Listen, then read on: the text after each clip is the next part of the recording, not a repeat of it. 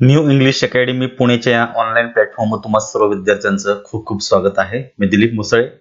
आजच्या लेक्चरमध्ये आपण सब्जेक्ट अँड वर्ब ॲग्रीमेंट हा जो काही घटक आहे या घटकावर आयोगानं आजवर जे काही प्रश्न विचारलेले आहेत तर त्या प्रश्नांची या ठिकाणी विश्लेषण आपण पाहणार आहोत.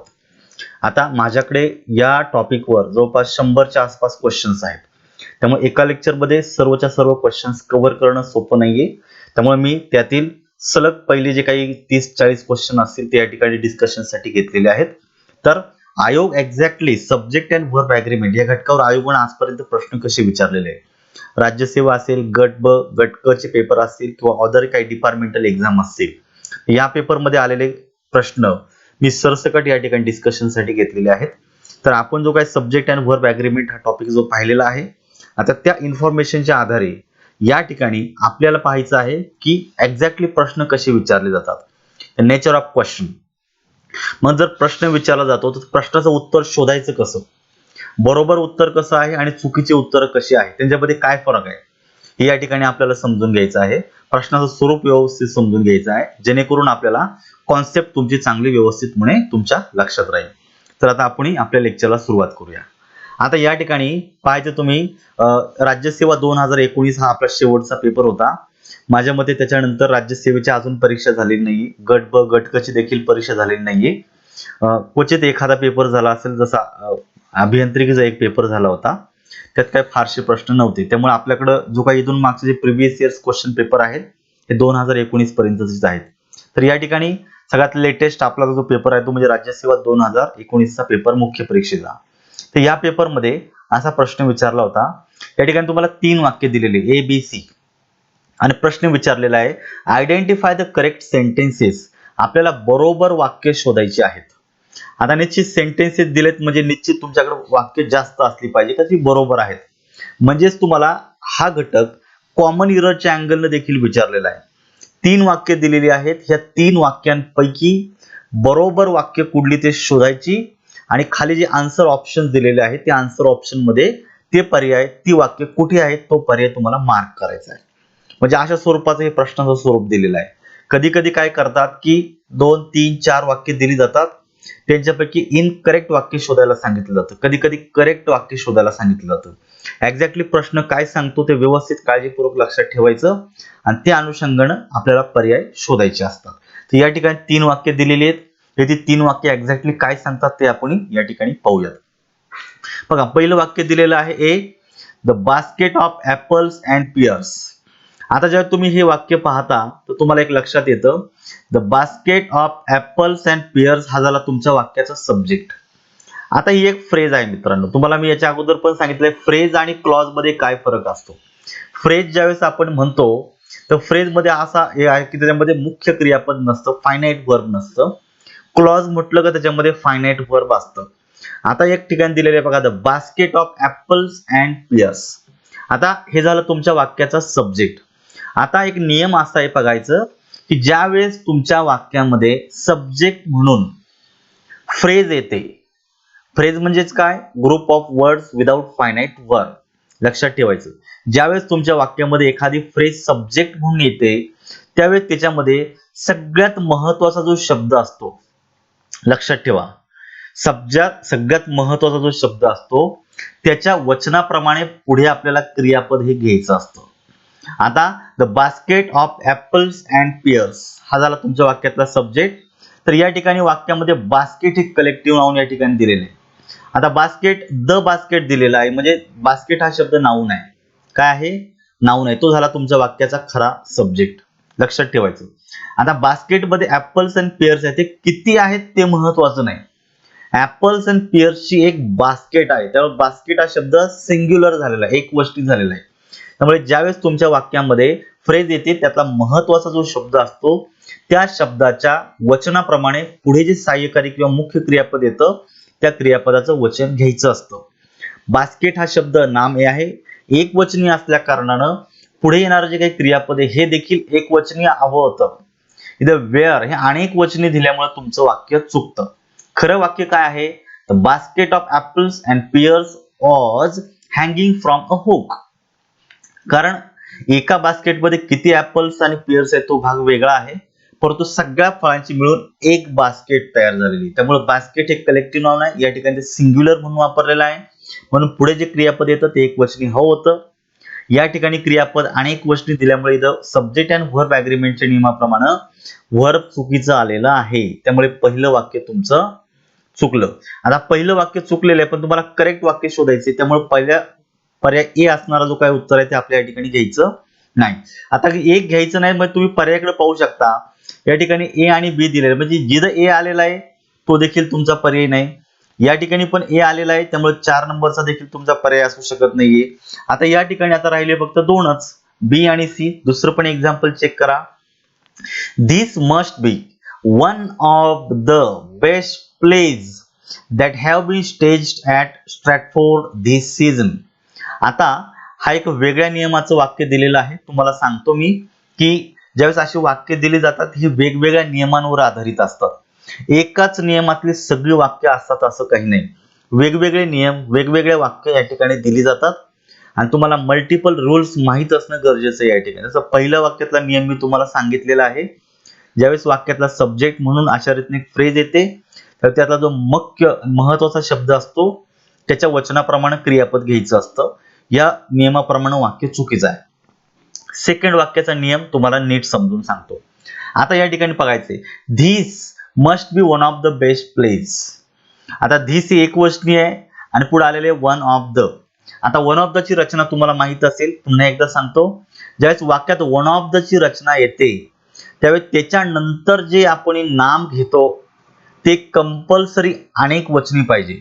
कारण वन ऑफ द चा अर्थ होतो अनेकांपैकी एक. त्यामुळे धिस हा एक आहे पण तो अनेकांपैकी आहे. बेस्ट प्लेज, प्लेज हे अनेक वचनी नाम आलेलं आहे. त्यामुळे ॲग्रीमेंटच्या नियमाप्रमाणे इथपर्यंत वन ऑफ द च्या नंतर येणार नाम अनेक वचनी येतं, लक्षात ठेवा. परंतु पुढे येणारं जे काही क्रियापद आहे हे आपल्याला एक वचनी घ्यावं लागतं. हा याच्यातला नियम आहे. परंतु आता थोडंसं पुढे वाक्य बदललेलं आहे, कारण हे वाक्य सिंपल नाहीये. हे जनरली कॉम्प्लेक्स सेंटेन्सचं वाक्य आहे. तर या ठिकाणी लक्षात ठेवायचंय, वन ऑफ द च्या नंतर येणार नाम अनेक वचनी आहे ते आलेलंच आहे. परंतु अनेक वचनी नामाच्या नंतर दॅट हा जो काही शब्द आलेला आहे हा दॅट रिलेटिव्ह प्रोनाउन आहे. आणि आपण ॲग्रीमेंट, सब्जेक्ट अँड व्हर्ब ॲग्रीमेंटच्या नियमामध्ये पाहिलेलं आहे की ज्यावेळेस तुमच्या वाक्यामध्ये हु, दॅट आणि विच हे 3 रिलेटिव्ह प्रोनाउन, परत एकदा ऐका, हु, दॅट आणि विच हे 3 रिलेटिव्ह प्रोनाउन वाक्यामध्ये ज्या नामासाठी वापरले जातात त्या नामाच्याच वचनाप्रमाणे पुढे सहाय्यकारी किंवा मुख्य क्रियापद घ्यावं लागतं. आता या ठिकाणी बघायचंय की this must be one of the best places. Places अनेक वचनी नाम आहे, तर दॅट हे रिलेटिव्ह प्रोनाउन प्लेज या नामासाठी आलेलं आहे. कुठल्या नामासाठी आलेलं रिलेटिव्ह प्रोनाउन? प्लेज या अनेक वचनी नामासाठी आलेलं आहे. म्हणून त्याच्यानंतर येणारं क्रियापद देखील कसं घ्यायला पाहिजे आपल्याला?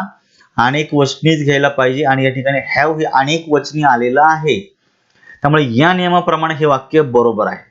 पण जर या ठिकाणी रिलेटिव्ह प्रोनाउन जर नसतं तर मग बाकी आपल्याला वन ऑफ द ची रचना वापरला, नियम वापरला असता. वन ऑफ द या रचनेनंतर येणारं नाम अनेक वचनी असतं पण क्रियापद बाकी एक वचनी असतं. हा वन ऑफ द च्या रचनेचा नियम आहे. परंतु दॅट हे रिलेटिव्ह प्रोनाउन प्लेज या अनेक वचनी नामासाठी आल्यामुळे त्याच्यानंतर येणारं क्रियापद देखील अनेक वचनीच घ्यायचं, हा नियम या ठिकाणी लागू झाला. म्हणून तुमचं वाक्य 2 नंबर म्हणजे बी तुमचं वाक्य बरोबर आहे.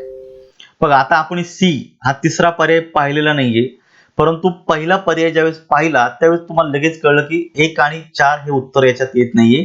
कारण ए हा पर्यायच नसल्यामुळे ज्या पर्यायामध्ये ए आहे तो पर्याय बाद झाला. आता उरले बी आणि सी, म्हणजे दोनच राहिले. आता 2 मध्ये बी बरोबर आलेला आहे. पण आता ह्या दोघांमध्ये जर विचार केला तर 3 नंबरच्या पर्यायामध्ये बी हा ऑप्शनच नाही, त्याच्यामुळे पर्याय 3 पण गेला. बघा कधी कधी हे लॉजिक सुद्धा तुमच्या उत्तरापर्यंत पोहोचतं. एखाद वेळेस जर उत्तर जर माहित नसेल, म्हणजे ऍटलिस्ट 3 पर्यायांपैकी जर 3 वाक्यांपैकी जर एखादं वाक्य माहित नसेल तर कदाचित असं लॉजिक देखील तुम्हाला फायनल आन्सर पर्यंत घेऊन जाईल. पण मी तुम्हाला सजेस्ट करतो शेवटचं वाक्य जे 3री 4थी जे व्हॉटेवर जे असतात ते सगळीच्या सगळे वाक्य जोपर्यंत तुम्ही पाळत नाही तोपर्यंत आन्सर देऊ नका. आणि ही जी प्रोसिजर आहे ही फास्ट झाली पाहिजे, कारण तुमच्याकडे टाइम लिमिट खूप कमी असतं. लिमिटेड टाइम मध्ये तुम्हाला मॅक्सिमम अटेम्प्ट करायचे क्वेश्चन्स. आणि ते बी विथ ॲक्युरसी. त्यामुळे या ठिकाणी तिसरा पर्याय देखील पाहायचा आहे. आता the success of the new branch is, आता या ठिकाणी पुन्हा एकदा इज आलेला आहे, एक वचनी आलेला आहे. वन ऑफ द, तुम्हाला सांगितलं वन ऑफ द ची रचना वाक्यात आली, त्याच्यानंतरचं नाम अनेक वचनी येतं. डेव्हलपमेंट्स, या ठिकाणी अनेक वचनी जोडलेलं आहे, त्यामुळे वन ऑफ द च्या रचनेनंतर येणार नाम अनेक वचनी आलं. इथपर्यंत वाक्य बरोबर आहे. दॅट रिलेटिव्ह प्रोनाउन आलेलं आहे. आता दॅट हे रिलेटिव्ह प्रोनाउन ज्या नामासाठी येतं त्याच्यानंतर येणार क्रियापद त्याच्या वचनाप्रमाणे बदलतं. That justify R faith in the company. Justify आणि जस्टिफाईज, जस्टिफाय हे अनेक वचनी आहे. तुम्हाला मी सांगितलं ज्या क्रियापदाला यस किंवा यस प्रत्यय जोडला जातो ते क्रियापद एक वचनी असतं. जे क्रियापद मूळ रूपात घेतो ते क्रियापद अनेक वचनी असतं. या ठिकाणी जस्टिफाय अनेक वचनी क्रियापद आहे आणि ते डेव्हलपमेंट्स या अनेक वचनी नामासाठी आल्यामुळे पर्याय क्रमांक सी देखील बरोबर आहे. याच्यामुळे बी आणि सी असे दोन पर्याय असणारा फायनल आन्सर तुम्हाला शोधायचा आहे आणि बी आणि सी असणारा पर्याय क्रमांक 2 हा दिलेला आहे. बघा सी, पर्याय क्रमांक सी मध्ये ओनली सी दिलेला आहे. तर ओनली हा जो शब्द आहे, ह्या ओनली शब्दामुळे तुमचा पर्याय क्रमांक 3 चुकलेला आहे. कारण सी ऑलरेडी बरोबर आहे पण त्यासोबत बी देखील बरोबर आहे, त्यामुळे बी आणि सी हवं होतं आणि म्हणून या ठिकाणी बी आणि सी ओनली म्हटलंय. तुम्हाला पर्याय क्रमांक 2 ला मार्क करायचे. आले लक्षात काय केलेलं आहे? 2 नियम ह्या प्रश्नामधून रिव्हील झालेले आहेत. हे नियम लक्षात ठेवा. आपल्याला पुढे असे अनेक प्रश्न येणार आहेत, त्या प्रश्नांच्या वेळेस तुम्हाला हे नियम पुन्हा आपल्याला हे करावे लागणार, समजून घ्यावे लागणार आहे. त्यामुळे ह्या बाबी तुम्हाला नोटीस करायच्या आहेत. पुढे आता एक अतिशय महत्त्वाचा प्रश्न आहे. संयुक्त गट ब मुख्य परीक्षा 2019 चा प्रश्न आलेला आहे हा पेपर मधला. तर ही गट ब मधला पेपर मधील प्रश्न आहे. आयडेंटिफाय और point out the incorrect sentence. आता आपल्याला इनकरेक्ट सेंटेन्स शोधायचे. बऱ्याच वेळा प्रश्न काळजीपूर्वक वाचत जा. जनरली होतं असं की ज्यावेळी तुम्ही संपूर्ण पेपरमध्ये एवढे प्रश्न सॉल्व्ह करता, तर एखाद्या वेळेस असं होतं की तुम्हाला प्रश्न घाईघाईमध्ये तुम्ही प्रॉपरली समजून घेत नाही आणि याच्यामुळं आपण कदाचित चुकीचा आन्सर मार्क करतो. याला सिले मिस्टेक पण म्हणू शकतो. सिले मिस्टेक होता कामा नये, कारण जेव्हा तुम्ही संपूर्ण पेपरमध्ये ऍटलीस्ट 2-3 जर सिले मिस्टेक झाल्या तर मी पुन्हा एकदा सांगतो, या 2-3 मिस्टेक्स मध्ये तुम्ही 2-3 मार्क्सने खाली येता आणि ह्या 2-3 मार्क्सच्या दरम्यान इतकी मुलं असतात महाराष्ट्रामध्ये, तितक्या जागा देखील नसतात. त्यामुळे रिस्क घ्यायची नाहीये. काळजीपूर्वक प्रश्न वाचायचा, एक्झॅक्टली त्यांनी काय विचारलं ते समजून घ्यायचं, त्याच्यानंतर 4च्या 4 पर्याय शोधायचे. मग बरोबर विचारलं वाक्य, चुकीचं विचारलं हे व्यवस्थित पाहायचं. Mostly subject and verb agreement हा जो टॉपिक आहे हा या पद्धतीने कॉमन एरर साठी विचारला जातो. पहिलं तो अजूनही सीडीएस सारखे पेपर आहे, स्टाफ सिलेक्शन सारखे कमी आहे पेपर्स आहेत, त्या ठिकाणी वाक्य दिलं जातं, त्याच्यामध्ये स्लाइड टाकले जातात 1 2 3 4 किंवा ABCD असे वाक्याचे तुकडे करून तुम्हाला विशिष्ट भागातले एरर विचारली जाते. पण या ठिकाणी आता तशी एक्झाम्पल खूप कमी विचारली जातात राज्य शासनाच्या पेपर्स मध्ये. परंतु त्याऐवजी या ठिकाणी प्रश्न कसे येत असतात की एका वाक्याऐवजी 4 वाक्य दिली जातात, कधी 2 कधी 3 वाक्य दिली जातात. त्यांच्यापैकी बरोबर आणि चुकीचं वाक्य शोधायचं आणि ते पर्यायांपैकी तुम्हाला द्यायचं. असा वेगळ्या पद्धतीचा प्रश्न आहे, परंतु अतिशय योग्य पद्धतीने याचं उत्तर तुम्ही शोधू शकता. आता आपल्याला शोधायचं इनकरेक्ट आन्सर. ओके, आता या ठिकाणी बघायचंय each bush and each tree has the right to grow in the ground. आता या ठिकाणी वाक्याचा सब्जेक्ट आलेला आहे each bush and each tree. आता हा झाला तुमचा वाक्याचा सब्जेक्ट आणि पुढे आलेले क्रियापद has. आता एखादा म्हणेल की सर इथं बुश आणि ट्री अँड या कंजंक्शन न जोडलेले म्हणजे अनेक गोष्टी झालेल्या आहेत, परंतु नियम नीट लक्ष देऊन ऐका. तुम्हाला मी पुन्हा एकदा सांगतो, आपण कालच्या लेक्चर मध्ये हा नियम पाहिला होता. इच, एव्हरी आणि आयदर, बरोबर आहे. त्यातल्यात इच आणि एव्हरी हे 2 शब्द लक्षात ठेवायचं. इच आणि एव्हरी हे 2 डिस्ट्रीब्युटिव्ह प्रोनाउन्स आहेत, तसेच हे डिस्ट्रीब्युटिव्ह ऍडजेक्टिव्ह देखील आहेत. आता जेव्हा तुम्ही डिस्ट्रीब्युटिव्ह ऍडजेक्टिव्ह म्हणून वापरता तेव्हा इच आणि एव्हरी नंतर लगेचच नाम येत असतं. जसं या ठिकाणी आले बघा, इच नंतर लगेच आला बुश आणि इच नंतर लगेच आलेला ट्री, लगेच नाम आलं. त्यामुळे हे इच हा जो शब्द आहे वाक्यामधला हा डिस्ट्रीब्युटिव्ह ऍडजेक्टिव्ह झाला. नीट समजून घ्या. सेकंड याच्यातली महत्त्वाची माहिती अशी आहे की ज्यावेळेस इच आणि एव्हरी या 2 डिस्ट्रीब्युटिव्ह ऍडजेक्टिव्हनं दोन नामं जोडली जातात, लक्षात ठेवा, दोन नामं जोडली जातात तेव्हा त्यांच्यानंतर येणारं जे काही क्रियापद येतं ते क्रियापद आपल्याला अनेक वचनी घ्यायचं नाही, ते एक वचनीच घ्यायचं आहे. म्हणजे दोन नामं सेपरेटली जरी जोडली, दोन नामं जसं या ठिकाणी दिले बघा, जसं मी तुम्हाला दोन इंटरप्रिटेशन सांगतो, इच बुश अँड इच ट्री, ही एक इंटरप्रिटेशन झालं. आणि second one, each Bush and tree, म्हणजे इच हा शब्द डबल वापरला काय आणि नाही वापरला काय, वाक्याच्या अर्थात फरक पडत नाही. यामुळं इच बुश अँड इच ट्री अशा प्रकारची जरी रचना असेल तरी सब्जेक्ट एकवचनीच होतो, कारण डिस्ट्रीब्युटिव्ह ऍडजेक्टिव्ह त्या गटातील प्रत्येकाचा उल्लेख करत असतो. काय करत असतो? प्रत्येकाचा उल्लेख करत असतो. त्यामुळे इच, एव्हरी, आयदर आणि नायदर नंतर जर लगेच नाम आलं तर ते एकवचनीच येतं, आणि पुढे जर क्रियापद आलं ते देखील एकवचनीच येतं. त्याच्यामुळे इथं जरी दोन अशा नाम इच न जोडलेली असतील आणि ते अँड न कनेक्ट झालेली असतील तरी सब्जेक्ट एकवचनीच राहतो. म्हणून पुढे जे काही क्रियापद आपल्याला घ्यायचं आहे ते एकवचनी घ्यायचं आहे. त्यामुळे पर्याय क्रमांक 1 जो आहे हा तुमचा ग्रॅमॅटिकली करेक्ट आहे, लक्षात ठेवायचे. काय? पर्याय क्रमांक ग्रॅमॅटिकली करेक्ट आहे. परंतु आपल्याला कशी वाक्य शोधायच्यात? इनकरेक्ट. आता जर वाक्य इनकरेक्ट शोधायचे, मग पर्याय जर ग्रॅमॅटिकली करेक्ट असेल तर उत्तरात घ्यायचं का? नाही घ्यायचं, हे लक्षात ठेवा. त्यामुळे वाक्य बरोबर असूनही आपला पर्याय चुकलाय, हे लक्षात ठेवा. सेकंड वाक्य बघा, neither Ram nor Shyam have sympathy for the poor parents. आता या ठिकाणी नायदर न एक कर्ता जोडला म्हणजे नाम जोडलेला आहे, आणि नॉर न दुसरा हे जोडलेलं आहे, आणि पुढे जे काही क्रियापद आलेलं आहे ते अनेक वचनी आलेलं आहे. आता नियम नीट लक्ष देऊन ऐका. हा नियम देखील आपण कालच्या लेक्चर मध्ये पाहिला होता की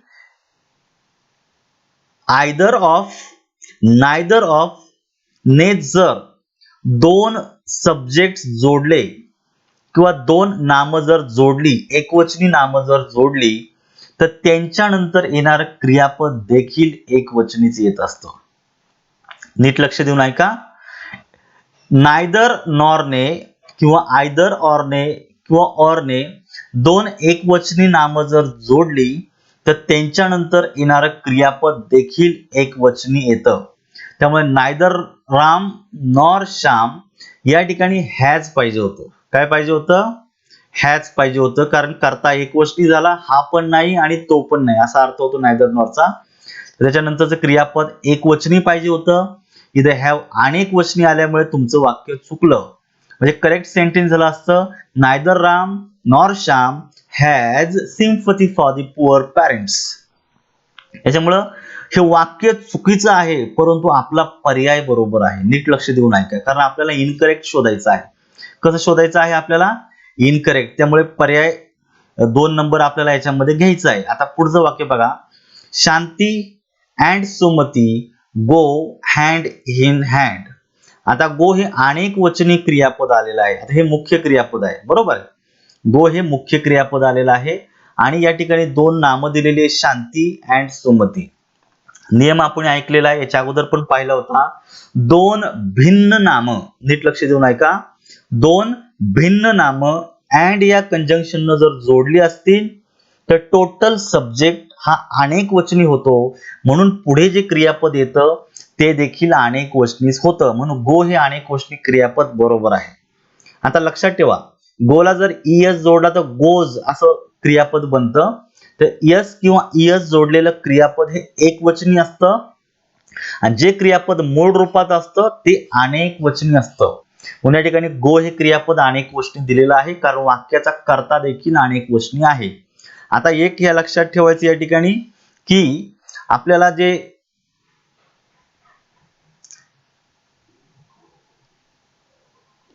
जे 3 नंबरचं जे वाक्य दिलेलं आहे हे देखील ग्रॅमॅटिकली करेक्ट आहे.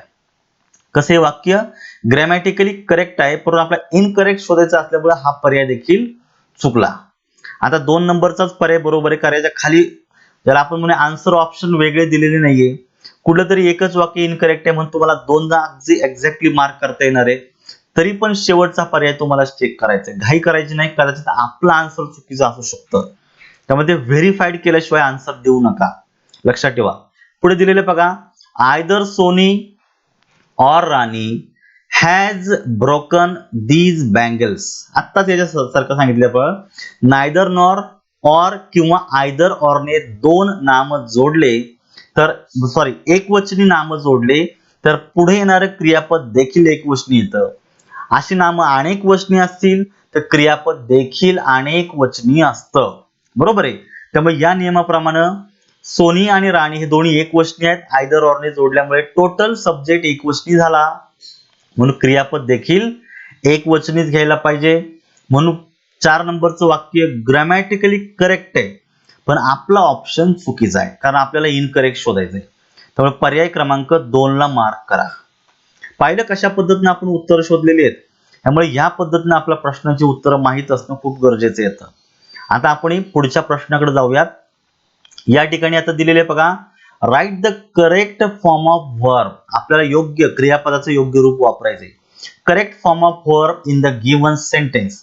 संयुक्त गट क मुख्य परीक्षा 2019. तुम्ही पहा 2019च्या प्रत्येक पेपरमध्ये या घटकांवर प्रश्न आलेले आहेत. त्यामुळे हा जो काही घटक आहे हा अतिशय महत्वाचा घटक आहे, हे समजून घ्या. आता करेक्ट फॉर्म ऑफ वर्ब विचारले, क्रियापदाचे योग्य रूप फिल इन द ब्लँक्स ठिकाणी भरायचं आहे. पहा या ठिकाणी तुम्हाला हे दिलेलं आहे, each of these rooms dot dot good enough for me. आता या ठिकाणी आपल्याला पाहायचं आहे, इथं वाक्यामध्ये सुरुवात झालेली आहे ती इच ऑफ न. आता याच्या संदर्भातला एक नियम लक्षात ठेवायचा, each of, either of, neither of, बरोबर आहे. हे जे 3 शब्द आहे, इच ऑफ, आयदर ऑफ आणि नायदर ऑफ, हे आहे तुमचे डिस्ट्रीब्युटिव्ह प्रोनाउन. ऍडजेक्टिव्ह नाही, डिस्ट्रीब्युटिव्ह प्रोनाउन आहे. यांच्या नंतर वाक्यामध्ये जे नाम येतं हे नाम अनेक वचनी येतं, परंतु येणारं क्रियापद बाकी एक वचनी येत असते. या ठिकाणी इच ऑफ नंतर येणारं नाम अनेक वचनी येतं, परंतु क्रियापद एक वचनी येतं. या नियमाप्रमाणे या ठिकाणी येणारं क्रियापद सिंग्युलर पाहिजे होतं. कसं पाहिजे होतं? सिंग्युलर.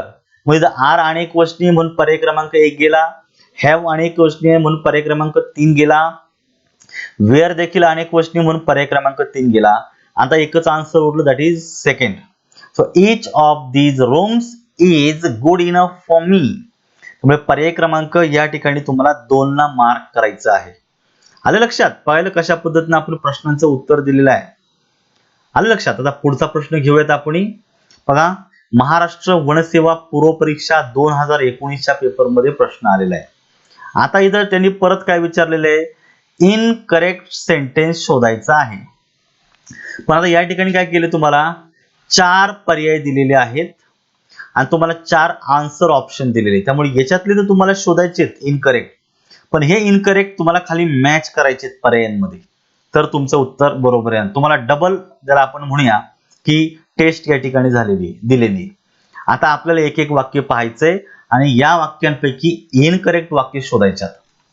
बघा, नायदर इंडिया नॉर पाकिस्तान, इथं नॉर झालेलं आहे, इथं नॉट नाही, नॉर आहे.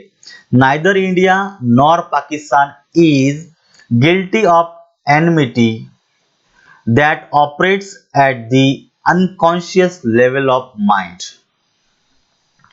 आता या ठिकाणी आपल्याला पाहायचं एक्झॅक्टली की आयोगाने याच्या ठिकाणी काय केलेलं आहे. सर्वप्रथम एक लक्षात ठेवायचंय, नायदर इंडिया नॉर पाकिस्तान. आता नायदरने एक नाम जोडलेलं आहे, नॉरने दुसरं नाम जोडलेलं आहे.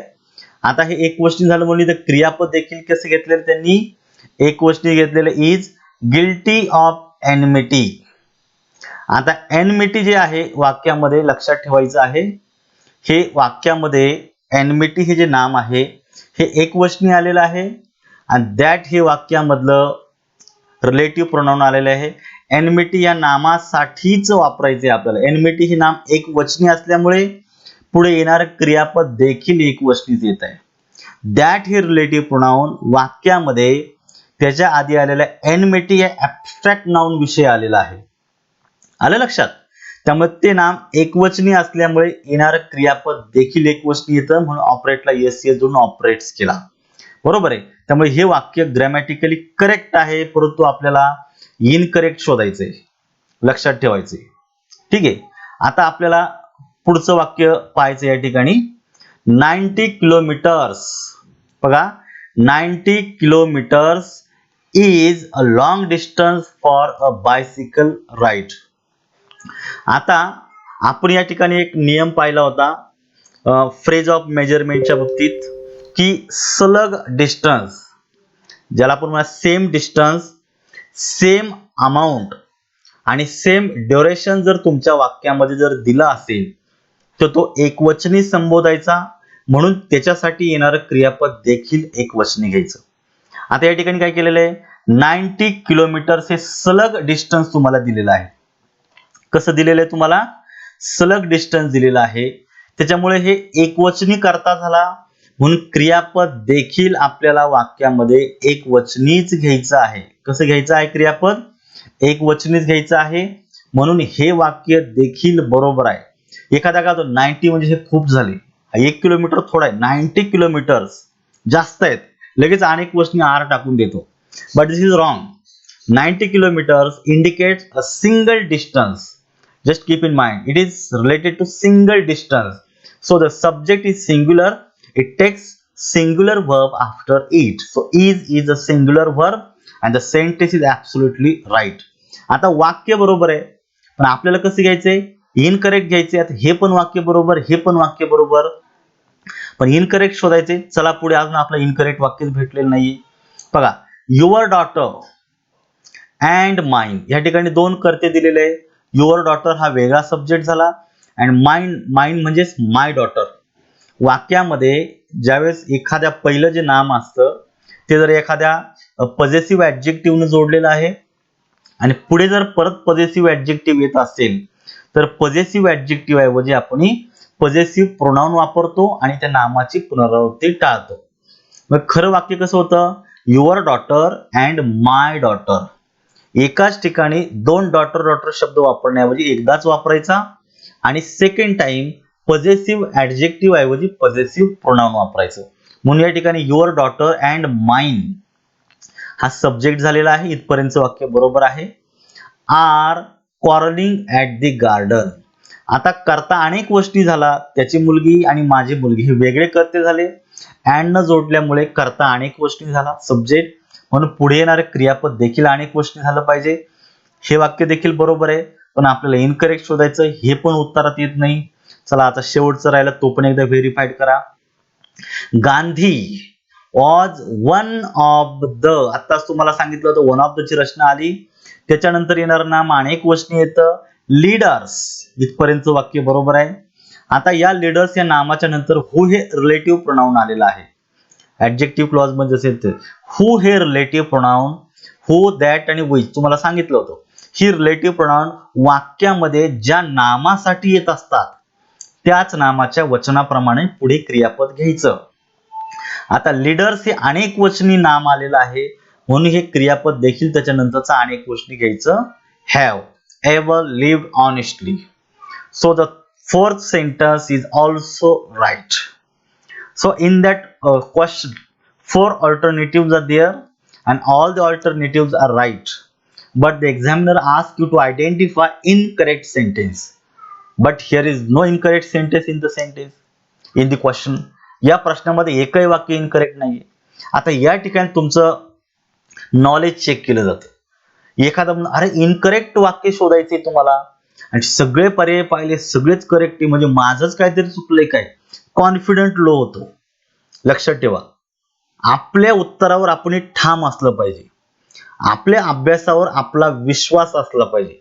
नाहीतर आपण 10 वेळा पुस्तक वाचलं, आपला रोल्स क्लिअर आहेत, परंतु वाक्य लिहिताना जर मन डगबगलं, आपला आन्सर बरोबर असून जर आपण आपल्या उत्तरावर ठाम नसेल तर मग उपयोग नाही. ओके सर, या ठिकाणी आपण 4ही पर्याय पाहिलेले, 4ही वाक्य बरोबर आहेत. इनकरेक्ट शोधायचे, पर्याय बसत नाही, म्हणून पर्याय क्रमांक नन ऑफ दीज म्हणून 3 ला मार्क करून दिला. पाहिलं, या पद्धतीनं थोडंसं खात्रीनं उत्तर देता आली पाहिजे. आणि ह्या सगळ्यासाठी 2 गोष्टींची नितांत आवश्यकता आहे. तुम्हाला नियम माहित पाहिजे. नियम जर माहित नसतील, रूल्स माहित नसेल तर उत्तर देता येणार नाही.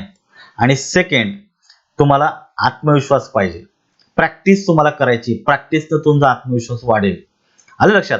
एक्झॅक्टली बरोबर वाक्य, चुकीची वाक्य असं काही नसतं. काही इनकरेक्ट वाक्य विचारलंय आणि वाक्यात एकही इनकरेक्ट नाहीये असं होणार नाही. असू शकतं. कधी कधी इनकरेक्ट विचारतात, एकही पर्यायामध्ये इनकरेक्ट नसतं. कधी कधी करेक्ट वाक्य विचारतं, एकही पर्याय करेक्ट नसेल. पण तुम्हाला तसं ऑप्शन दिले असतात ना, त्यामुळे एक्झॅक्टली आन्सर तुम्हाला देता आलं पाहिजे. ठीक आहे, पुढच्या प्रश्नाकडे पाहायचे. आता हा आपला थोडा ट्रॅडिशनल पॅटर्न आहे की एक वाक्य दिलं जातं आणि त्या वाक्याला असे स्लाइड्स केले जातात, 4 भाग केले जातात आणि योग्य तो भागामध्ये ज्या भागात एरर आहे ती एरर शोधून तो शब्द कुठला चुकीचा आहे ते तुम्हाला शोधायचे. खाली वाक्य दिलेलं आहे. परत बघा, या ठिकाणी दिलेलं आहे, the committee has issued their reports. आता ज्यावेळी तुम्ही असं वाक्य पाहता, तुम्हाला मी सांगितलं होतं कमिटी, हा कालच्या लेक्चर मध्येच हा टॉपिक पाहिला होता आपण. कमिटी हा एक कलेक्टिव्ह नाउन आहे. You can use it either as singular or plural, it is up to you, but there must be a consistency in their use. तुम्हाला कलेक्टिव्ह नाउन एकवचनी पण वापरता येतं आणि अनेक वचनी पण वापरता येतं. फक्त त्याच्या वापरामध्ये कन्सिस्टन्सी पाहिजे. म्हणजे हे कलेक्टिव्ह नाउन तुम्ही जर एकवचनी अर्थानं जर घेतलं तर त्याच्यासाठी पुढे आलेले जे शब्द असतील ते देखील, म्हणजे फॉर एक्झाम्पल व्हर्ब असेल, त्याच्यानंतर आपल्याला प्रोनाउन असेल, हे देखील एकवचनीच आले पाहिजे. अन्यथा तुमचं वाक्य चुकेल. त्यामुळे कमिटी हा जो काही शब्द या ठिकाणी दिलेला आहे हा या ठिकाणी कलेक्टिव्ह नाउन आहे. पुढे दिलेले हॅज, याचा अर्थ कमिटीला तुम्ही एकवचनी अर्थाने घेतलेला आहे. Issued their reports. आता मला सांगा, देअर हा एकवचनी की अनेक वचनी? They, them, their. देअर हा अनेक वचनी प्रोनाउन आहे. कसा आहे? दे, देम, देअर हा अनेक वचनी प्रोनाउन आहे. आता या ठिकाणी ते अनेक वचनी असल्या कारणानं त्याच्यामध्ये चेंज झालेले. बघा, कमिटी हा क्रियापद एकवचनी घेतल्यामुळे अगोदर एकवचनी घेतला, तसंच पुढे क्रियापदासाठी कमिटी शब्दासाठी पुढे देअर हे अनेक वचनी प्रोनाउन आलं, त्यामुळे तो अनेक वचनी संबोधला. असं मिस गाईड होता कामा नये. कारण एकतर तुम्ही एकवचनी घ्या नाहीतर अनेक वचनी घ्या. परंतु ज्यावेळेस असा संभ्रम मनात निर्माण होतो की क्रियापद एकवचनी आणि त्याच नामासाठी आलेलं प्रोनाउन अनेक वचनी, तर या ठिकाणी लक्षात ठेवायचं, एरर ही आपल्याला मोस्टली क्रियापदामध्ये काढायची आहे. कशामध्ये काढायची आहे? क्रियापदामध्ये. कारण हे ऑलरेडी शब्द तिथे आलेलेच असतात. त्यामुळे शब्दांमध्ये एरर शोधण्याऐवजी तुम्ही व्हर्ब मध्ये एरर शोधा. त्यामुळे the committee have issued their reports असं वाक्य अपेक्षित होतं. हॅज आल्यामुळे तुमचं वाक्य चुकलं. मग एरर कशामध्ये आहे? हॅज मध्ये आहे. एक वचन वापरलं म्हणून साठी. कारण द कमिटी, देअर साठी, देअर हा शब्द कमिटीसाठी आलेला आहे, तो अनेक वचनी आहे, म्हणून इथं क्रियापद अनेक वचनी अपेक्षित होतं. म्हणून पर्याय क्रमांक 2 ला मार्क करा. पाहिलं कशा पद्धतीने उत्तर दिलेली, कॉन्फिडेंटली उत्तर देता आली पाहिजे. याच्यासाठी आपले नियम माहित असणे गरजेचं आहे. आता राज्यसेवा 2018 तुम्ही पहा, सलग पेपरमध्ये प्रश्न येत चाललेले. राज्यसेवा 2018च्या पेपरमध्ये देखील प्रश्न आलेला आहे. आयडेंटिफाय द सेंटेन्स और सेंटेन्सेस इज और आर इनकरेक्ट. आता आपल्याला या ठिकाणी चुकीची वाक्य शोधायची आहेत. कशी वाक्य शोधायची आहेत? चुकीची, इनकरेक्ट वाक्य या ठिकाणी आपल्याला शोधायचे आहेत. आता हे इनकरेक्ट वाक्य तुम्ही पाहू शकता, या ठिकाणी दिलेलं आहे. Neither my mother nor my father went to university. आता या ठिकाणी नायदर नॉर न दोन कर्ते जोडलेले आहेत. नायदरच्या नंतर माय मदर हा एक सब्जेक्ट आलेला आहे, नॉरच्या नंतर माय फादर हा एक दुसरा सब्जेक्ट आलेला आहे. आता दोनही कर्ते एकवचनी असल्यामुळे क्रियापद एकवचनी अपेक्षित होतं, परंतु या ठिकाणी क्रियापद ऑलरेडी भूतकाळामध्ये दिलेले, साध्या भूतकाळामध्ये. ज्यात तुम्ही मुख्य क्रियापद वाक्यामध्ये असतं, सहाय्यकारी क्रियापद नसतं, आणि मुख्य क्रियापद जर भूतकाळामध्ये असेल तर असं भूतकाळातलं क्रियापद एकवचन अनेकवचन ह्या फॉर्मॅटसाठी होत नाही. त्याच्यामुळे वाक्य तसंही बरोबरच आहे. कारण नायदरनं एक सब्जेक्ट जोडला आणि नॉरनं दुसरा जोडावा लागतो. म्हणून या नियमाप्रमाणे ऍटलिस्ट तुमचं वाक्य हे बरोबर आहे. आता वाक्य बरोबर आहे, परंतु इनकरेक्ट शोधायचं असल्यामुळे पर्याय चुकीचा आहे, हे या ठिकाणी लक्षात ठेवा. आता पुढे बघायचंय, I neither know nor care what is happen to him. आता एक बाब नोटीस करायची, नायदर नॉरनी म्हणजे आपण म्हणूया की नायदर नॉरनी एकतर नाम जोडले जातात म्हणजे कर्ते जोडले जातात, किंवा तुम्ही क्रियापद पण जोडू शकता. परंतु जर वाक्यामध्ये लक्षात ठेवायचे, क्रियापद एकच आहे पण नाम जर दोन असतील तर नायदरने एक आणि नॉरनं दुसरं जोडून द्यायचं. आलं लक्षात. परंतु जर तुमच्या वाक्यामध्ये सब्जेक्ट म्हणजे कर्ता एक आहे पण क्रियापद दोन आहेत, तर मग बाकी तुम्ही नायदरनं एक क्रियापद जोडा आणि नॉरनं दुसरं जोडून द्या. I neither know nor care what is happen to him. तर मग नायदर नंतर एक आणि नॉर नंतर दुसरं, हे या पद्धतीनं तुमचं वाक्य बरोबर आहे. परंतु पर्यायांमध्ये इनकरेक्ट शोधायचं असल्यामुळे हा पर्याय देखील गेला. आता एक व्हेरीफाईड करता येईल तुम्हाला. या ठिकाणी तुम्ही पाहू शकता की या ठिकाणी ए आलेला आहे, या ठिकाणी बी आलेला आहे, पण ए आणि बी दोन्ही वाक्य बरोबर आहेत. आपल्याला उत्तरात घ्यायचेत का? नाही. त्यामुळे या ठिकाणी ए आणि बी दिल्यामुळे पर्याय क्रमांक 1 आणि पर्याय क्रमांक 3 या ठिकाणी गेले. आले लक्षात. आता उरले आपले फक्त 2 आणि 4 मध्ये चेक करायचे.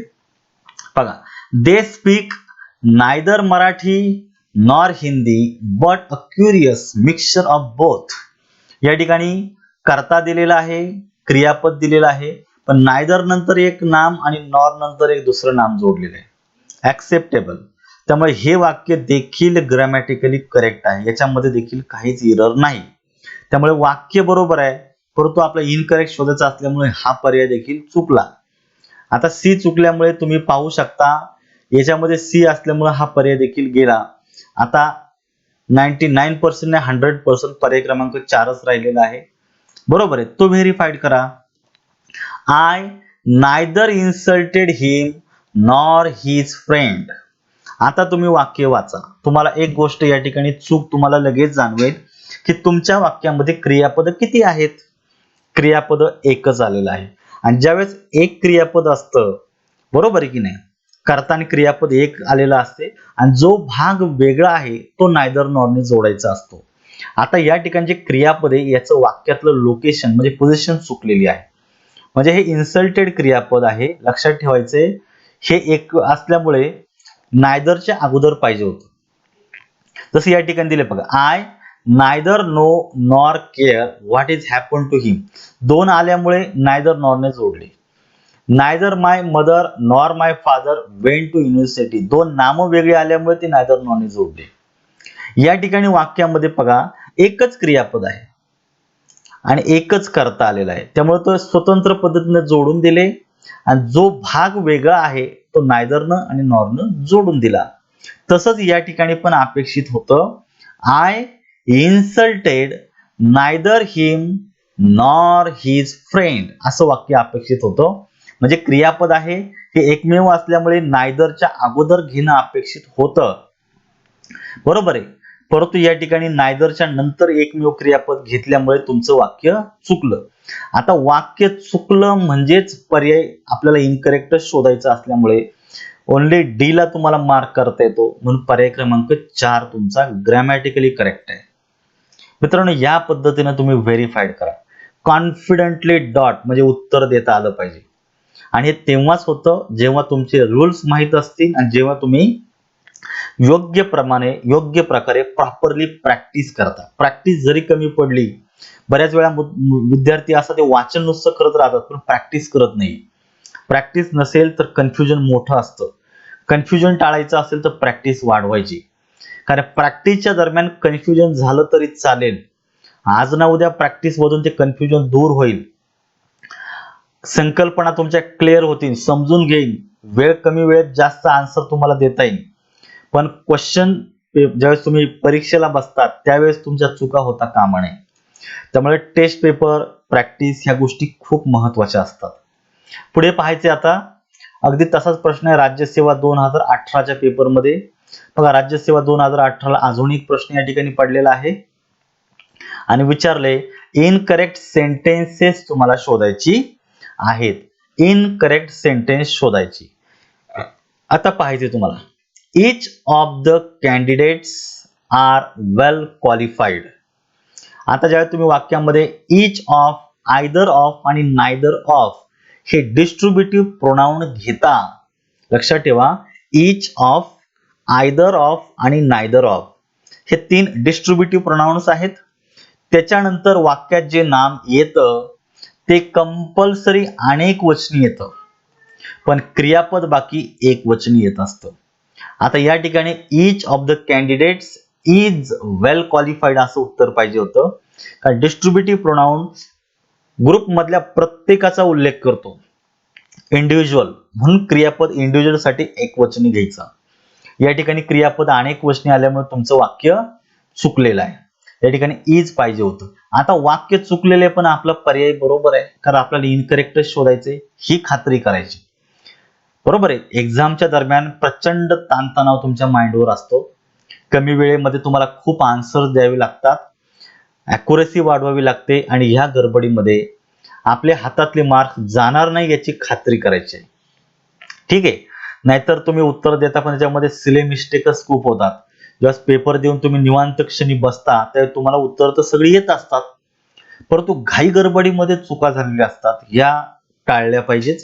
कारण मी तुम्हाला सांगितले का 1, 2, 3 जरी चुका झाल्या तर 2-3 चुकांमध्ये 2-3 मार्क्स मध्ये एवढे विद्यार्थी असतात महाराष्ट्रात, तेवढ्या आयोगाच्या सगळ्या जागा देखील नसतात.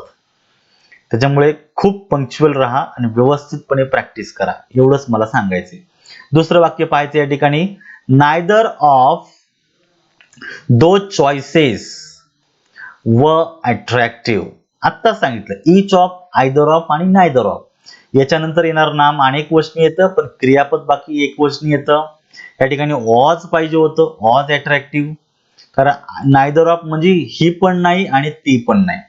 या ठिकाणी चॉईस दिलेली आहे, तर हे पण नाही आणि ते पण नाही. त्यामुळे या ठिकाणी वॉज हा शब्द अपेक्षित होता, वाक्य भूतकाळात असल्या कारणानं, त्यामुळे पर्याय क्रमांक 2 चुकीचा आहे. चुकीचा जरी असला तरी इनकरेक्ट शोधायचा असल्यामुळे हा आपल्याला बरोबर घ्यायचा आहे. त्यामुळे झालं ए आणि बी. आता सी ला पाहूयात आपण. या ठिकाणी जर पाहायचंय आपल्याला की माय फॅमिली, आता फॅमिली ही वाक्यामध्ये कलेक्टिव्ह नाउन आलेले आहे. फॅमिली ही एका व्यक्तीची फॅमिली नसते, फॅमिलीमध्ये ऍटलिस्ट 2-3 लोक तरी असतात. त्याच्यामुळे या ठिकाणी फॅमिली हे अनेक वचनी अर्थाने घेतलेले. कशा अर्थानं? अनेक वचनी. माय फॅमिली आर अनेक वचनी अर्थाने वापरल्यामुळे या ठिकाणी क्रियापद आलेले are. Punctual and hard working people. People हा शब्द एक वचनी की अनेक वचनी? पीपल हा शब्द अनेक वचनी आहे. फॅमिली पण अनेक वचनी, क्रियापद पण अनेक वचनी, त्यासाठी आलेले नाउन देखील अनेक वचनी आहे. पूर्ण वाक्य अनेक वचनी वापरलेलं तुमचं वाक्य ग्रॅमॅटिकली करेक्ट आहे. आता वाक्य ग्रॅमॅटिकली करेक्ट असल्यामुळे आपला इनकरेक्ट शोधायचा, त्यामुळे हा पर्याय घ्यायचा का? घ्यायचा नाही. आता राहिले फक्त ए आणि बी. मग ए आणि बी असणारा पर्याय क्रमांक 3 आहे, त्याला मार्क देऊन टाका. क्लिअर? आलं लक्षात काय केलेलं आहे? ह्या पद्धतीनं प्रश्नाचं उत्तर शोधणं अपेक्षित आहे, लक्षात ठेवा. नेक्स्ट आपल्याला पाहायचं या ठिकाणी, आयडेंटिफाय द करेक्ट सेंटेन्स और सेंटेन्सेस. बघा, राज्य सेवा मुख्य परीक्षा 2018चा हा तिसरा प्रश्न आहे. म्हणजे एका पेपरमध्ये 3-3, 4-4 प्रश्न विचारले जाऊ शकतात, ही याच्यातून तुम्हाला मी दाखवतो. राज्य सेवा 2018च्या पेपरमध्ये आलेले प्रश्न आहेत. बघा, the machine Gunners was one of the Robert Westall's most successful books. आता या ठिकाणी आपल्याला पाहायचंय, एक लक्षात ठेवा, वाक्यामध्ये एक सब्जेक्ट आलेला आहे द मशीन गनर्स. आता मी तुम्हाला लास्ट लेक्चर मध्ये सांगितलं होतं की पुस्तकाचं जे शीर्षक असतं, ह्या शीर्षकामध्ये बऱ्याच वेळा अशा अनेक वचनी नामं येतात. पुस्तकाच्या शीर्षक मध्ये अनेक वचनी नामं येतात, पण पुस्तकाचं शीर्षक अनेक वचनी कधीच होत नाही, कारण पुस्तक हे एकच असतं, आपण त्याच्या मल्टिपल कॉपीज काढतो. So the name of a book is always consider as singular, so it takes singular verb after it.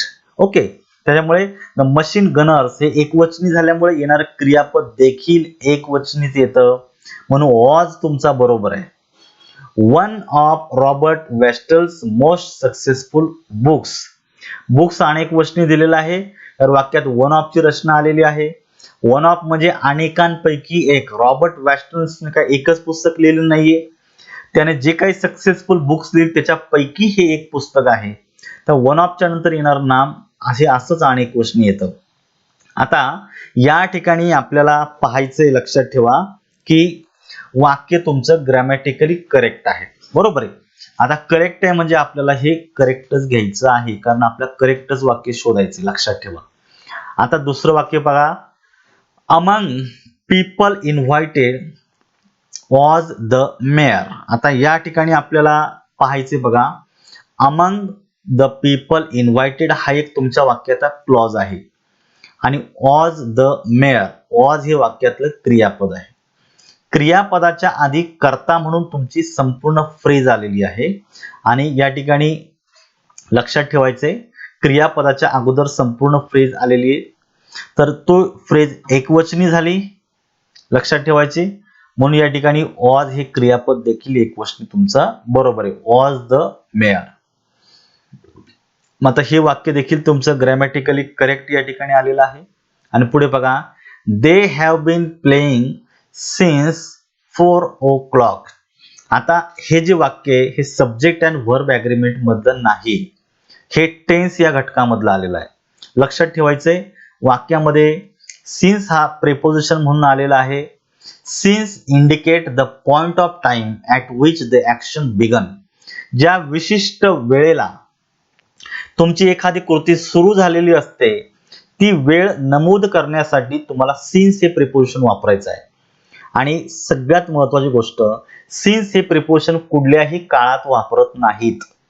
Generally we use since as preposition in present perfect tense and present perfect continuous tense only. ह्या दोन काळांमध्ये मुख्यत्वे आपल्याला हे क्रियापद वापरावं लागतं. त्यामुळे या वाक्यामध्ये हॅव बीन प्लेइंग हे क्रियापद प्रेझेंट परफेक्ट कंटिन्युअस टेन्स आल्यामुळं हे वाक्य देखील ग्रॅमॅटिकली करेक्ट आहे. आता तुम्हाला तीनही वाक्य बरोबर आहेत आणि आपल्याला बरोबरच शोधायची. मग आता पर्याय राहिला एकच, ए, बी अँड सी. या पद्धतीने आपल्याला प्रश्नांची उत्तर देता आली पाहिजे. नीट पाहत चला प्रश्न कसा विचारलाय आणि एक्झॅक्टली त्यांनी काय अपेक्षित आहे ह्या गोष्टी पाहत चालायच्या. ठीक आहे. आता आपण पुढच्या प्रश्नाकडे येऊयात. परत एकदा पहा तुम्ही, हा पुन्हा एकदा तोच प्रश्नपत्रिका आहे, राज्यसेवा 2018.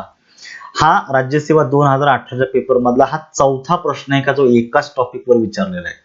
मग विचार करा तुम्ही, राज्यसेवेसारख्या पेपरमध्ये 50 क्वेश्चन येतात ऑब्जेक्टिव्ह मध्ये, त्यातले 5 सोडून द्या, ते पॅराग्राफ साठी गेले. उरलेले 45 क्वेश्चन पैकी 4 क्वेश्चन केवळ एका टॉपिकवर विचारलेले. ज्या विद्यार्थ्याचा हा टॉपिक व्यवस्थित त्याला समजलेला असेल त्याचे हे मार्क्स अगदी हक्काचे मार्क्स झाल्यासारखं होतं, आणि जर समजले नसेल त्यातले सगळेच्या सगळे मार्क्स जातील. त्यामुळे स्पर्धा परीक्षेची तयारी करतो आहोत, कुठलाच घटक मेजर नाही आणि कुठलाच घटक मायनर नाही. इक्वल वेटेज द्या, व्यवस्थित समजावून घ्या आणि प्रॅक्टिस करा, तुम्हाला बेनिफिट मिळणार. आता पुढे वाक्य पाहायचंय, identify correct sentence for sentences. आता आपल्याला करेक्ट शोधायचे आहे लक्षात. आता बघा, द सीझर्स आर ब्लंट. आता सीझर तुम्हाला मी सांगितलं, ज्या वस्तू 2 सारख्याच भागांपासून बनलेल्या असतात त्या नेहमी अनेक वचनी गृहीत धरल्या जातात. जसं सीझर्स आहेत, बायनॅक्युलर्स आहे, गॉगल्स आहेत, लक्षात ठेवा, टॉंग्स आहे, बरोबर आहे की नाही. मग आता हे जे शब्द आहेत हे अनेक वचनी झाल्यामुळे येणारं क्रियापद देखील अनेक वचनी आलेलं आहे. त्यामुळे पर्याय क्रमांक 1 बरोबर आहे नियमाप्रमाणेच. पुढे बघा, statistics was always my worst subject. Bad, वर्स, वर्स्ट अगदी फार सुपरलेटिव्ह डिग्रीतलं विशेषण आल्यासारखं झाले, म्हणजे सगळ्यात खराब सब्जेक्ट आहे हा माझा, मला जमत नाही असा अर्थ.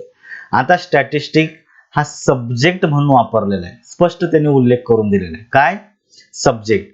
आपण एक या ठिकाणी पाहिलेलं आहे ऍक्च्युली, की ज्यावेळेस एखादं नाम विषयाचं नाव म्हणून वापरलं जातं वाक्यामध्ये, लक्षात ठेवायचं, ज्यावेळेस एखादं नाम वाक्यामध्ये विषयाचं नाव म्हणून वापरलं जातो ते नाम एकवचनीच असतं, म्हणून त्याच्यानंतर येणारे क्रियापद देखील आपल्याला एकवचनीच घ्यायचं आहे.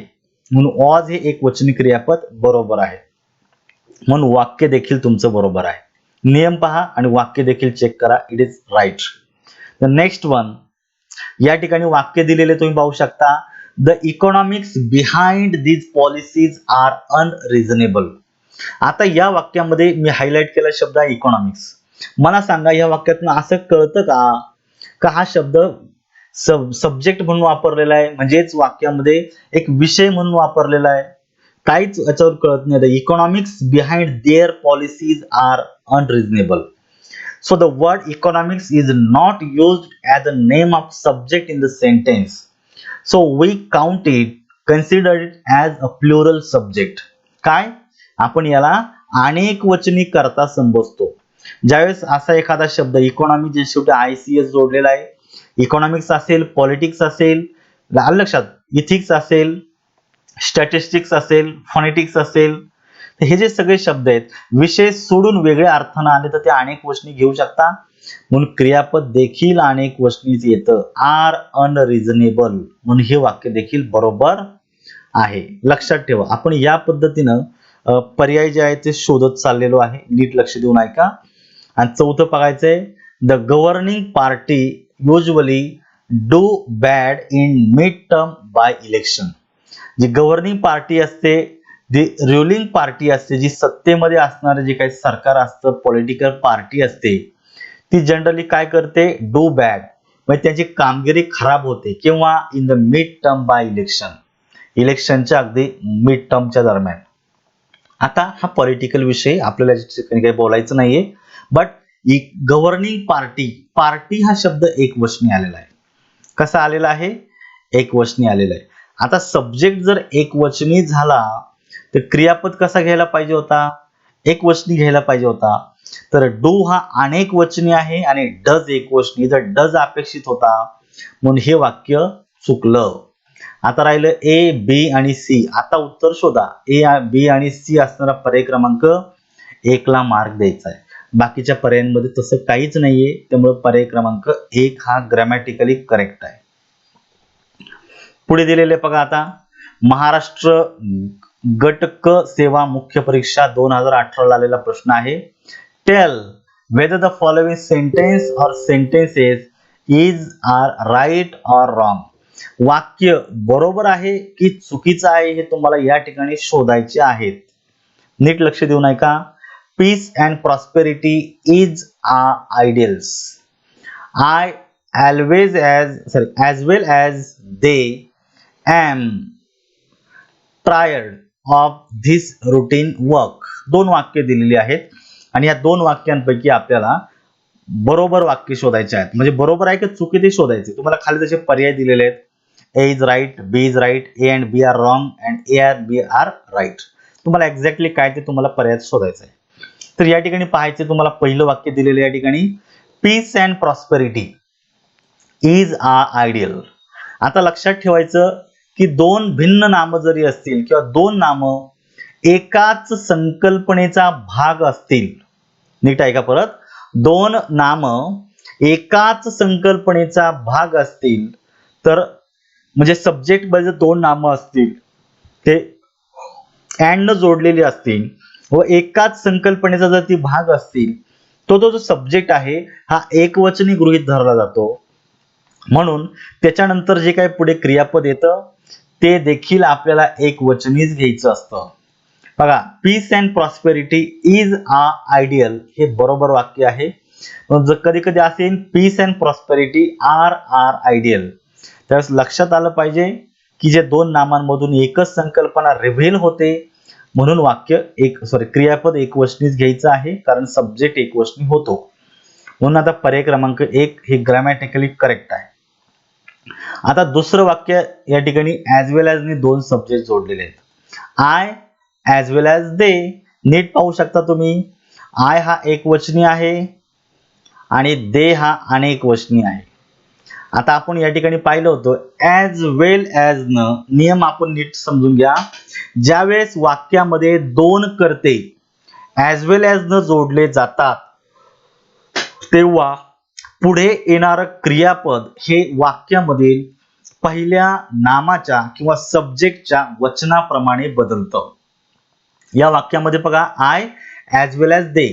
आय हा एकवचनी आहे आणि दे हा अनेकवचनी आहे, परंतु जे क्रियापद येतं ते पहिल्या कर्त्याच्या वचनाप्रमाणे बदलतं. तर आयच्या नंतर एम पैकी फक्त एम येणार आहे.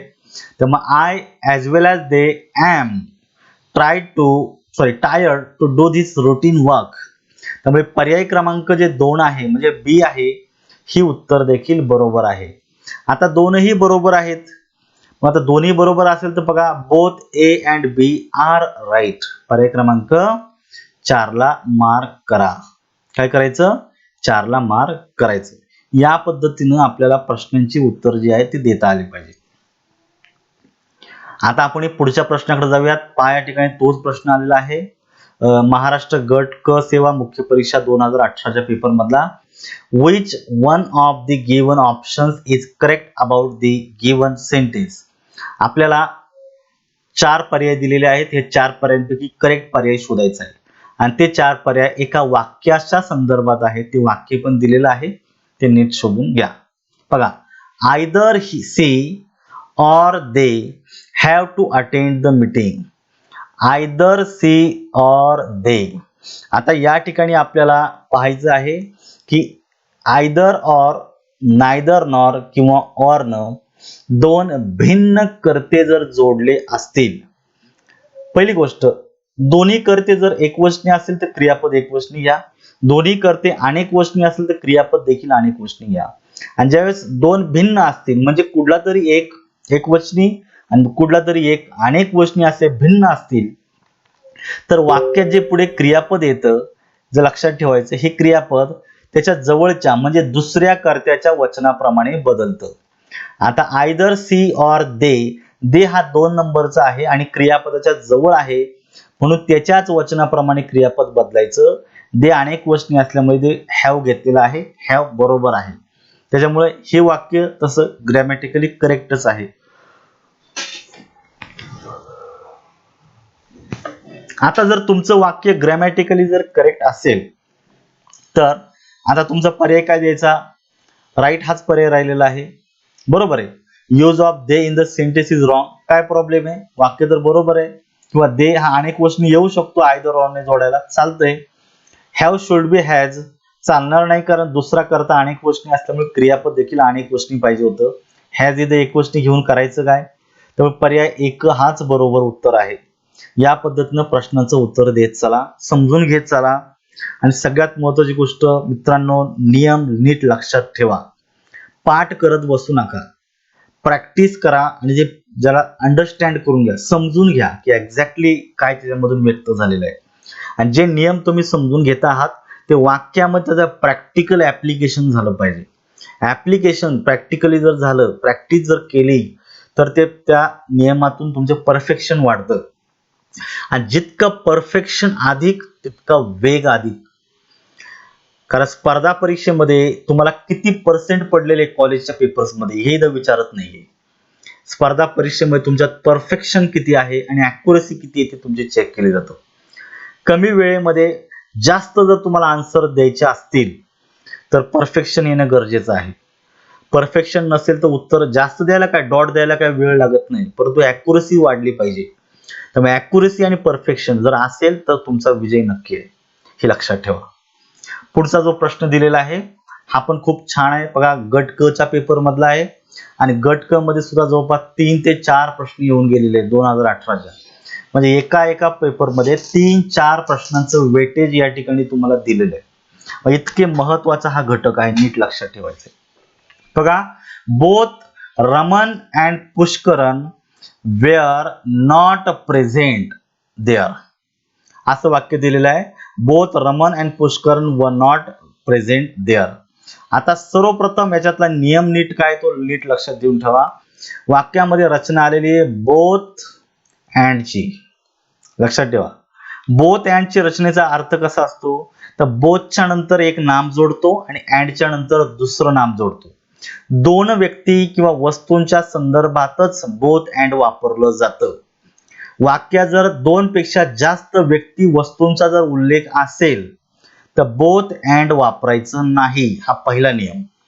Second, both and he कोरिलेटिव्ह conjunction आहे. ते ज्या वाक्यामध्ये वापरलं जातं त्या वाक्यामध्ये निगेटिव्ह वर्ड वापरायचा नाही. आता जर वाक्यात निगेटिव्ह वर्ड घ्यायचाच असेल तर बोथ अँड वापरूच नका. त्याच्या ऐवजी मग तुम्हाला नायदर नॉर वापरावं लागेल. म्हणजे both Ram and Pushkaran were present there असं वाक्य असतं तर बरोबर आलं असतं. परंतु नॉट ऑलरेडी वापरून दिलेला आहे, तो डिलीट करता यायचा नाही, तो वाक्याचा भाग आहे. त्यामुळे आपल्याला कंजंक्शन बदलता येतं.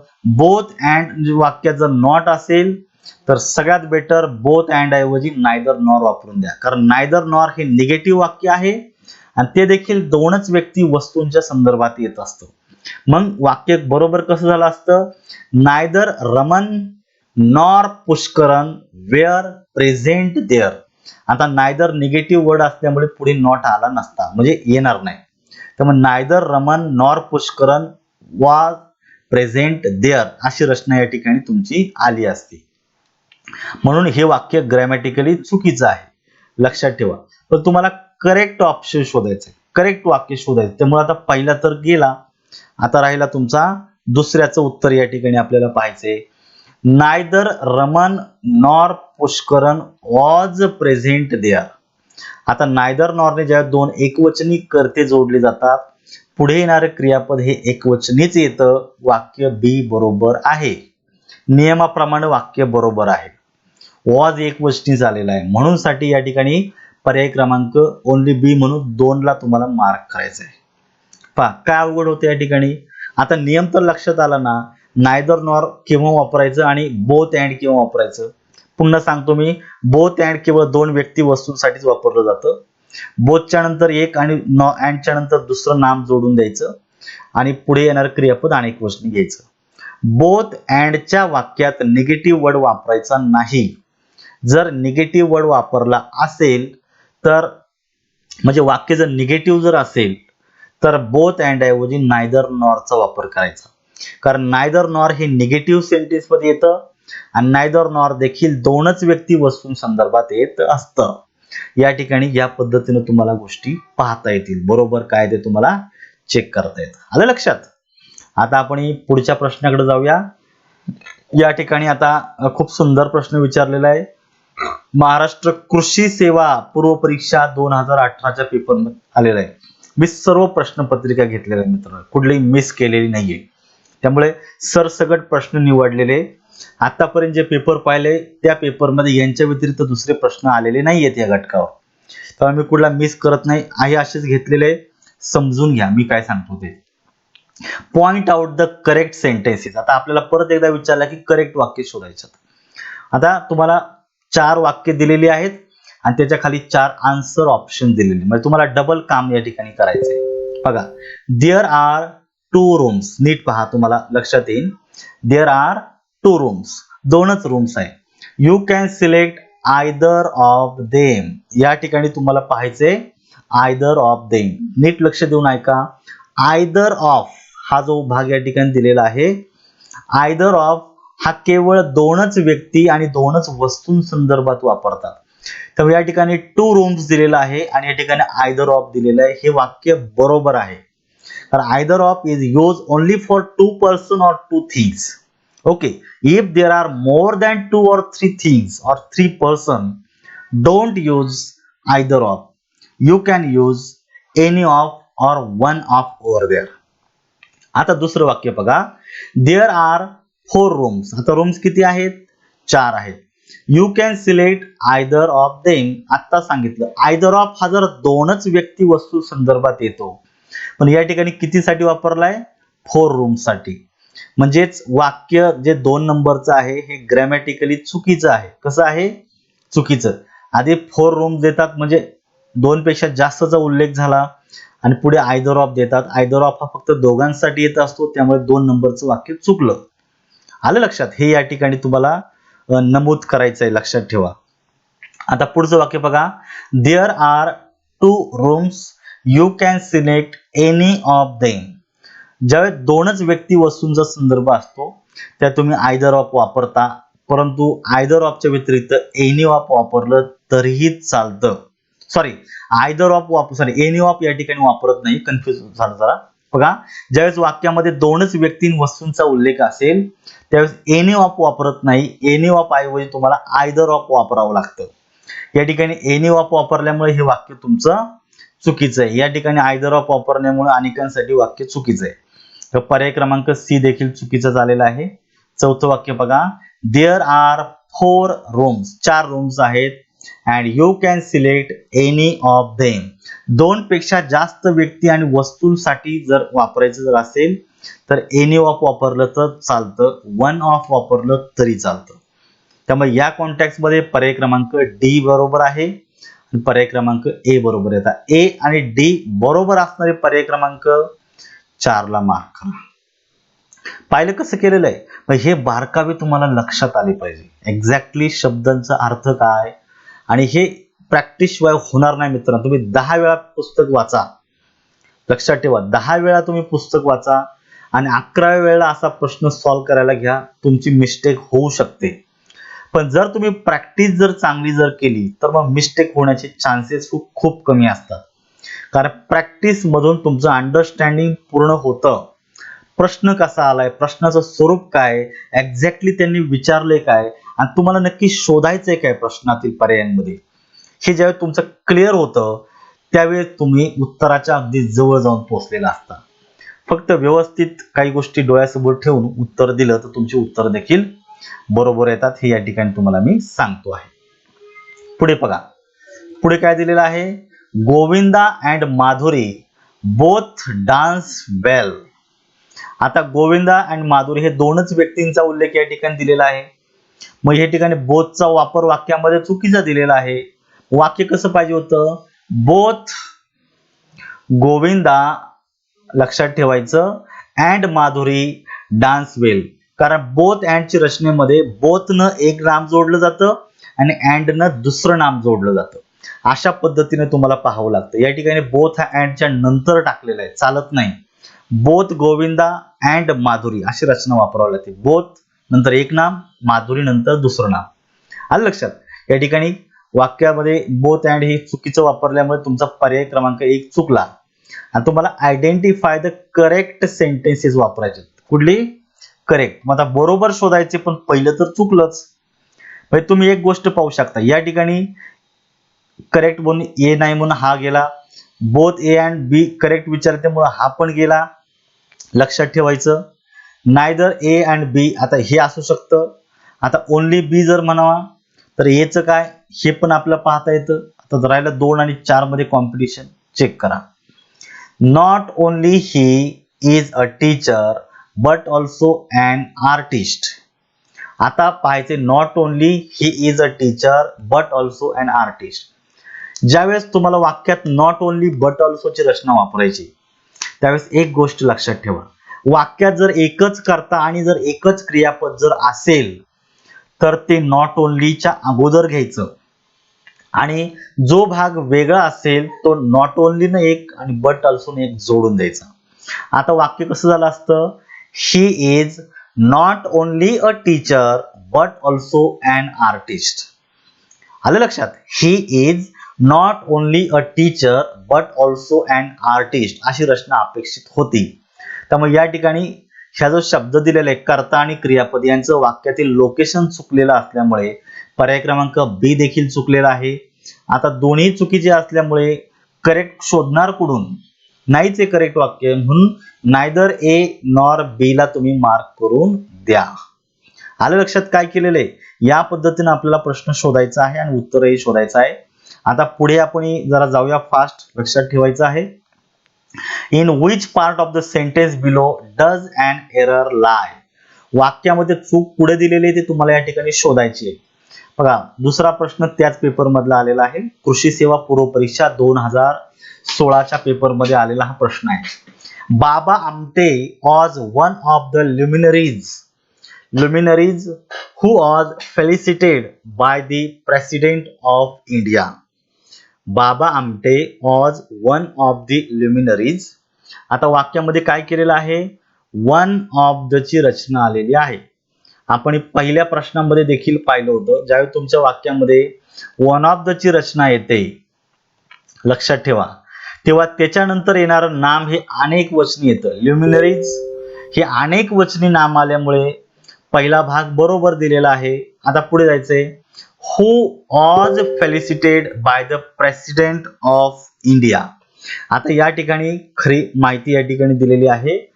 ज्यावेळेस तुमच्या वाक्यात रिलेटिव्ह प्रोनाउन हु, दॅट आणि व्हिच येतं, हे रिलेटिव्ह प्रोनाउन वाक्यामध्ये ज्या नामासाठी वापरलेलं आहे त्याच नामाच्या वचनाप्रमाणे पुढे क्रियापद घ्यायचं असतं. आता ल्युमिनरीज हे अनेक वचनी नाम दिलेलं आहे, त्यासाठीच वाक्यात क्रियापद आलेलं आहे. ल्युमिनरीज हे अनेक वचनी असल्यामुळे इथे क्रियापद वेअर पाहिजे होतं. वाक्य करेक्ट काय झालं असतं? Baba Amte was one of the luminaries who were felicitated by the President of India. एकटाच व्यक्ती नाही बाबा आमटे, त्याच्यासारखे अजूनही काही आहेत का त्यांना प्रेसिडेंट ऑफ इंडियानं फेलिसिटेट केलेला आहे, त्यांचा सत्कार केलेला आहे. त्यामुळे ऑज ही क्रियापद चुकीचं आहे. या ठिकाणी वेअर अपेक्षित होतं, कारण ल्युमिनरीज हे अनेक गोष्टी नामासाठी पुढे क्रियापद आलेलं आहे. म्हणून साठी ओनली बी मध्ये इरर आहे, म्हणजे 2 नंबरच्या पार्ट मध्ये इरर आहे. म्हणून पर्याय क्रमांक 2 ला तुम्ही या ठिकाणी मार्क करायचं आहे. आलं लक्षात मी काय सांगतो ते? काळजीपूर्वक समजून घ्या, उत्तर द्यायची कशी ते. नेक्स्ट याच्यामध्ये तुम्हाला सोपा दिलेला आहे. विक्रीकर विभागातील कर सहाय्यक गट क सेवा. आय थिंक या वर्षी गट क चे म्हणजे कर सहाय्यकचे नवीन पेपर झाले होते सुरू, म्हणजे नव्यानं पोस्ट तयार केल्या होत्या. त्याच्यानंतर आतापर्यंत आपण पाहतो जनरली एसटीआयच्या जागा थोड्याशा कमी निघायच्या, आता त्याच्यातलाच एक कर सहाय्यक नवीन पोस्ट त्यावेळेस तयार झाली. आता या ठिकाणी आपल्याला पाहायचंय की तुम्हाला fill in the blanks with the answer options given below. या ठिकाणी रिकाम्या जागी योग्य तो शब्द 4 पैकी भरायचा आहे. तो क्रियापद आहे. आयदर द चिल्ड्रन और the milkman dot dot knocking at the door. आता या ठिकाणी पण आपल्याला पाहायचंय आयदर द चिल्ड्रन और the milkman. Each of either और नायदर नॉर किंवा ऑर यांनी जर 2 भिन्न नामे जर जोडली तर त्यांच्यानंतर येणारं जे काही क्रियापद आहे हे त्याच्या जवळच्या म्हणजे दुसऱ्या कर्त्याच्या वचनाप्रमाणे बदलतं. मिल्कमॅन हे एकवचनी नाम आल्यामुळे पुढे येणारं क्रियापद देखील एकवचनीच येतं, सिंग्युलर येत असतं. आता आर अनेक वचनी म्हणून गेला, वेअर पण गेलेला आहे आणि हॅव पण गेला. राहिला पर्याय क्रमांक 2, तोच एकवचनी आहे. Is knocking at the door. या पद्धतीने आपण प्रश्नाचं उत्तर दिलेलं आहे. नीट समजून घ्या एक्झॅक्टली आयोग काय विचारतो, त्यांचा अपेक्षित काय उत्तर, हे उत्तरापर्यंत पोहोचता आलं पाहिजे. आता पुढचा पर्याय दिलेला आहे तो पण म्हणजे प्रश्न दिलेला आहे तो पण यासारखाच दिलेला आहे की एक्झॅक्टली त्यांनी विचारलेला आहे की spot the error in the given sentence. या ठिकाणी पाहायचे आता the use of cell phones during concerts are not allowed, no error. तुम्हाला वाक्य दिलेले आहे, वाक्यामध्ये 4 भाग करून दिलेले आहेत आणि जर तुमच्या पहिल्या 3 भागांमध्ये एरर असेल तर ती एरर पुढे ती शोधायची आणि जर पहिल्या 3 भागांमध्ये एरर नसेल तर नो एरर म्हणून तुम्ही पर्याय क्रमांक 4 ला मार्क करायचं. पण पहिले पर्याय चेक करायचे नंतरच मार्क डी द्यायचा. नीट चेक करा. The use of cell phones during concerts हा झाला तुमच्या वाक्याचा सब्जेक्ट. नीट लक्षात ठेवा. The use of cell phones during concerts are not allowed. आता या ठिकाणी आर नॉट अलाउडेड हे क्रियापद आहे. आता लक्षात ठेवायचं क्रियापदाच्या अगोदर पूर्ण भाग हा सब्जेक्ट म्हणून आलेला आहे आणि या ठिकाणी सब्जेक्ट मध्ये अनेक शब्दांचा उल्लेख दिलेला आहे, फ्रेज आलेली ही, पण याच्यामध्ये क्रियापद आलेलंच नाही. ज्याच्यामध्ये क्रियापद नाही ती अशी तुमची फ्रेज. आता ज्यावेळेस अशी फ्रेज वाक्यात सब्जेक्ट म्हणून येते त्यावेळेस त्यातील जो मुख्य शब्द असतो त्या मुख्य शब्दाच्या म्हणजेच नामाच्या वचनाप्रमाणे आपल्याला पुढे क्रियापद बदलायचं असतं. आता या ठिकाणी तुम्ही पाहू शकता द यूज हा मुख्य नाम आहे. यूज याच्या अगोदर आर्टिकल आलेला आहे त्यामुळे हे जे यूज हा शब्द नाउन आहे हा आपल्या दृष्टीनं महत्वाचा आहे. तुम्ही सेल फोन्स किती येते ना, पण सेल फोन्सचा वापर अलाउड नाहीये. सेल फोन्स अलाउड नाही असं बोललेलं नाहीये, सेल फोन्सचा वापर अलाउड नाहीये. त्यामुळे यूज हा शब्द महत्वाचा आहे, एकवचनी झालेला आहे, युसेज नाही दिलेला. एकवचनी आल्यामुळे क्रियापद देखील तुम्हाला एकवचनीच घ्यायचंय. या ठिकाणी आर आल्यामुळे क्रियापद चुकलेलं आहे. या ठिकाणी इज नॉट अलाउडेड असं पाहिजे होतं. सी मध्ये एरर झाली म्हणून पर्याय क्रमांक 3 ला मार्क करून द्या. हे तुम्हाला या ठिकाणी सांगायचंय. त्यामुळे ज्यावेळेस तुमच्या वाक्यामध्ये सब्जेक्ट म्हणून एखादी फ्रेज दिली जाते, त्या फ्रेज मधला त्या ग्रुप ऑफ वर्ड्स पैकी जो महत्वाचा शब्द असतो, तो महत्वाचा शब्द या ठिकाणी वाक्यामध्ये तुम्हाला कर्ता म्हणून घ्यायचा आहे आणि त्याच्याच वचनाप्रमाणे पुढे क्रियापदामध्ये बदल करायचा आहे. हे या ठिकाणी नीट समजून घ्या. ठीक आहे. अशा प्रकारे या प्रश्नाचं उत्तर आपण दिलेलं आहे. नेक्स्ट वन पाहायचं आता या ठिकाणी put the correct verb in the blank. fill in the blank थोडक्यात म्हणूया. या ठिकाणी आपल्याला वाक्यामध्ये योग्य तो क्रियापदाचं रूप वापरायचं आहे. महाराष्ट्र वनसेवा पूर्व परीक्षा 2016 च्या पेपर मध्ये आलेला हा प्रश्न आहे. The rise and fall of the tide ... due to lunar influence. आता या ठिकाणी आपल्याला यामध्ये पाहायचं आहे the rise and fall. तर या ठिकाणी वाक्यामध्ये एकदाच आर्टिकल आलेले आहे. राईज अँड फॉल हे दोन शब्द अँड जोडलेले आहेत, पण त्यातले केवळ एका शब्दा अगोदर आर्टिकल आलेले आहे. तर rise and fall of the tide याच्यामधून एकच संकल्पना रिव्हील झालेली आहे. त्यामुळे हा संपूर्ण सब्जेक्ट एकवचनी म्हटला जातो, म्हणून पुढे येणारे क्रियापद देखील एकवचनी अपेक्षित आहे. त्यामुळे the rise and fall of the tide is due to lunar influence. Are अनेक वचनी असल्यामुळे गेला, या ठिकाणी पण गेला. हॅव अनेक वचनी असल्यामुळे पण गेला. Only is right because it is singular and it is fit to the context. या कॉन्टेक्स्ट प्रमाणे ते वाक्य तुमचं अगदी बरोबर येऊन जात आहे.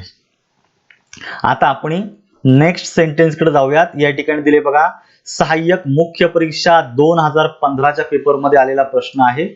तर मी सर्व विद्यार्थ्यांना सांगतो आहे की ज्या विद्यार्थ्यांनी अजूनही Dilip Musale new English academy हे जे ऍप्लिकेशन जर डाउनलोड जर केलं नसेल तर तुम्ही डाउनलोड करून घ्या. तुमच्या मित्रांना शेअर करा. त्या मुलांना देखील हे ऍप्लिकेशन विषयी माहिती द्या, जेणेकरून ते डाउनलोड करतील. ठीक आहे. तर याविषयी थोडक्यात माहिती सांगितली. आता मी आपल्या प्रश्नाकडे येतो. Identify the correct verb agreement. आता वाक्यातील कर्ता आणि क्रियापदाचा ॲग्रीमेंट योग्य पद्धतीने तुम्हाला वापरायचे. आता वाक्य हे नाहक मोठं दिलेलं आहे, परंतु संकल्पना खूपच छोटी आणि तोच नियम या ठिकाणी दिलेले आहे. पाहायचे, the introduction of English, Marathi and other regional languages. हा जो हायलाइट केलेला वाक्य आहे, हा सगळा भाग वाक्यामध्ये सब्जेक्ट आहे. मित्रांनो, सब्जेक्ट मध्ये एकच शब्द येतो असं काही नाही. There can be a phrase in the place of subject.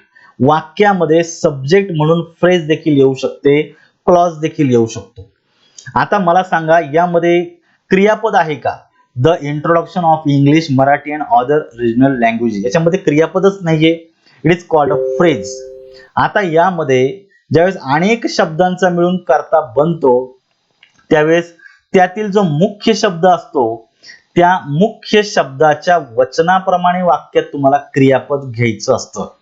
आता इंट्रोडक्शन हा एक वचनी सब्जेक्ट झाला, म्हणून तुम्हाला या ठिकाणी क्रियापद देखील एक वचनीच घ्यायचं आहे. ...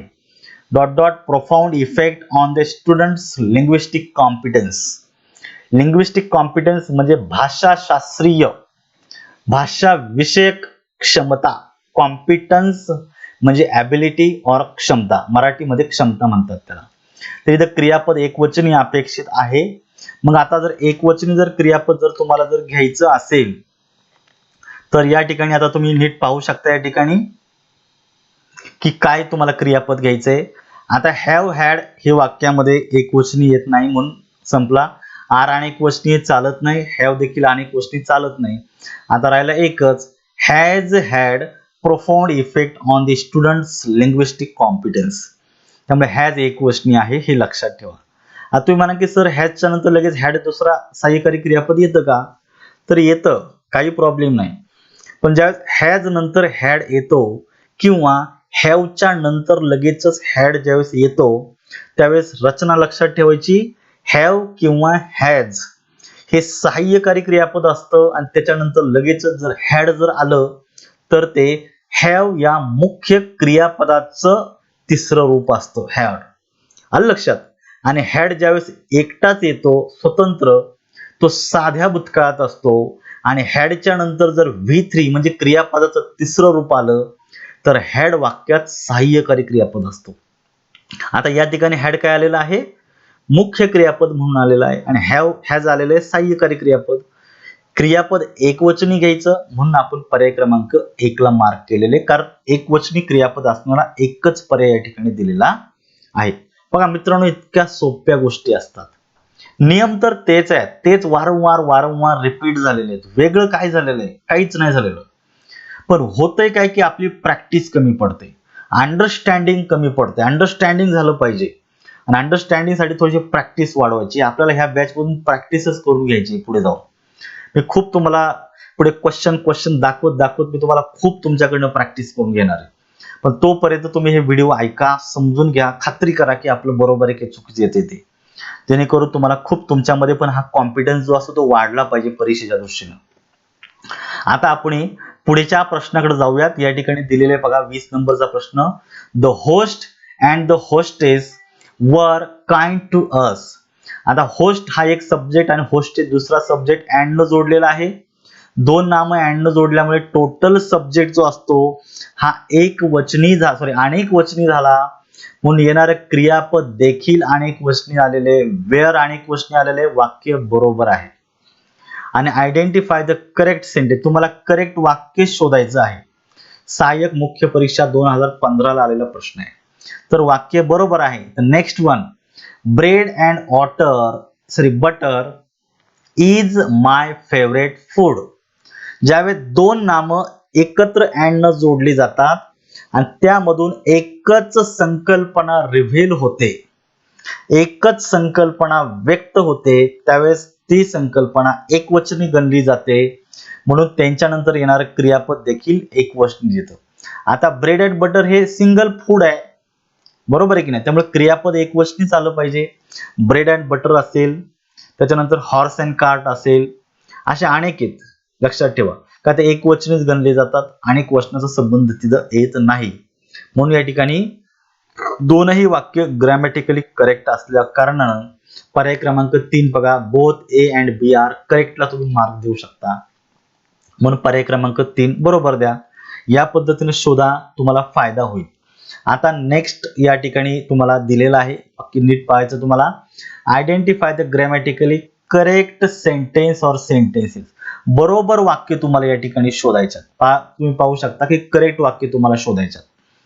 आता बघा, एक्सेप्ट फॉर हर आईज, ह्या चारही वाक्यांमध्ये हा कॉमन भाग आहे, एक्सेप्ट फॉर हर आईज. बघा, त्यामुळं याच्यात एरर नसली पाहिजे, हे सगळे बरोबर आहे. आता पुढचा जो वाक्यांश आहे तो आपल्या दृष्टीने थोडासा बरोबर करायचा आहे आपल्याला.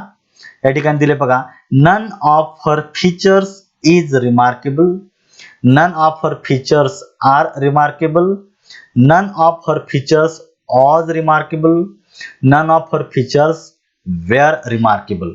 काय वेगळेपण या प्रश्नामध्ये, काय वेगळेपण ह्या चार पर्यायांमध्ये? तर पहिले जे दोन पर्याय दिलेले आहेत ते वर्तमान काळातील क्रियापद आली, आणि दुसऱ्या दोन पर्यायांमध्ये भूतकाळातील क्रियापद आली. पण पहिल्या दोन वाक्यांमध्ये एक क्रियापद एकवचनी, दुसरा अनेक वचनी, दुसऱ्यामध्ये पण एक क्रियापद एकवचनी, दुसरा अनेक वचनी आलेले आहे. मग आता आपल्याला एक्झॅक्टली नियम समजून घ्यायचा आहे. वाक्यात आलेले नन ऑफ ची रचना काय आलेली आहे वाक्यामध्ये? नन ऑफ ची रचना. जेव्हा तुम्ही फॉर्मल इंग्लिशचा विचार करता त्यावेळेस नन ऑफच्या नंतर पुढे आपल्याला एकवचनी क्रियापद घ्यावी लागतात.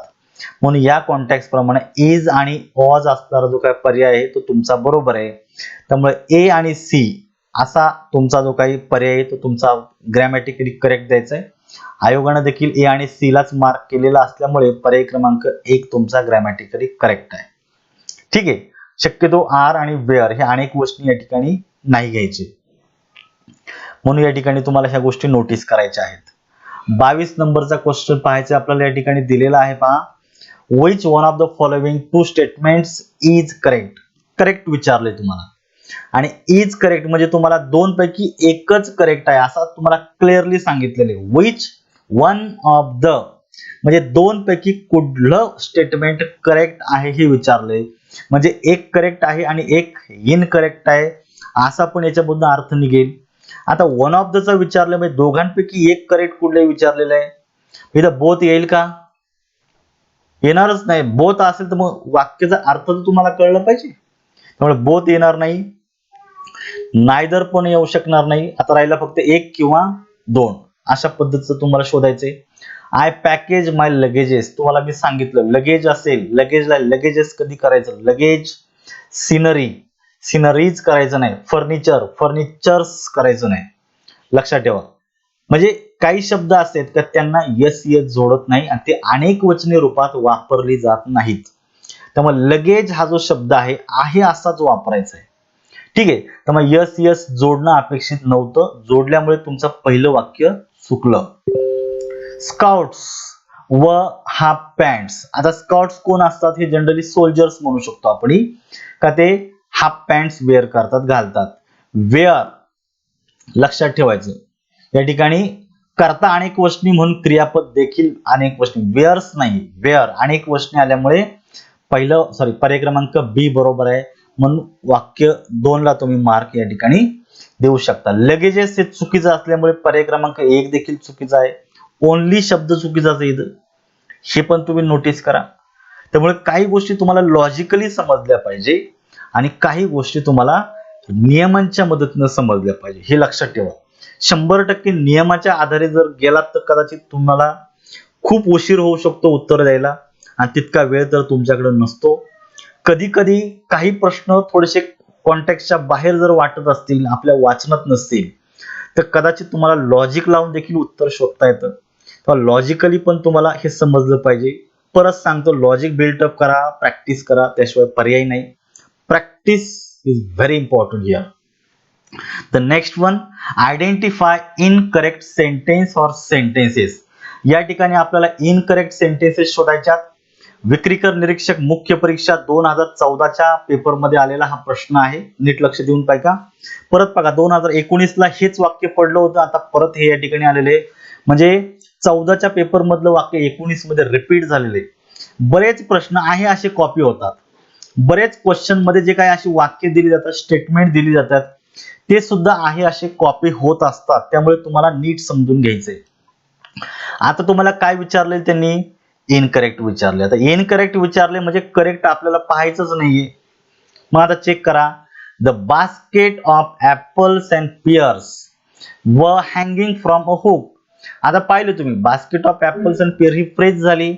यातला मुख्य शब्द बास्केट एकवचनी आहे म्हणून क्रियापद देखील एकवचनी पाहिजे होतं. वेअर अनेक वचनी चुकीचं आहे म्हणून वाक्य चुकीचं आहे.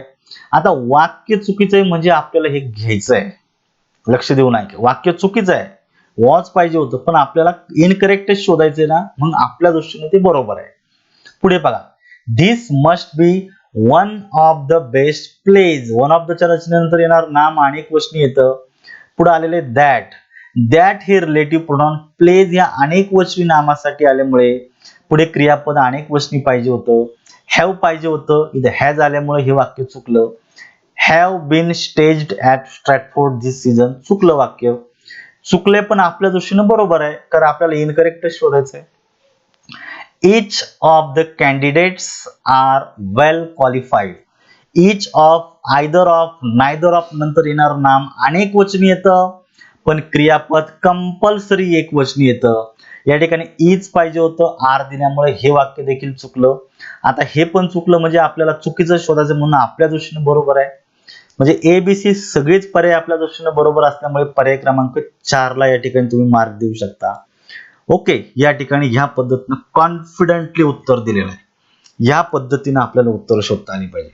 प्रॅक्टिस जर झाली ना, मी वारंवार तो शब्द सांगतो मित्रांनो, प्रॅक्टिस शिवाय स्पर्धा परीक्षेत तुमचं काहीच व्हॅल्यू नाही. लक्षात ठेवा. तुम्ही किती पुस्तकं वाचता, तुम्ही किती तास अभ्यासिकेमध्ये अभ्यास करताय, किती त्या टॉपिकला रेषा मारून पाठ करताय, हे महत्वाचं नाहीये.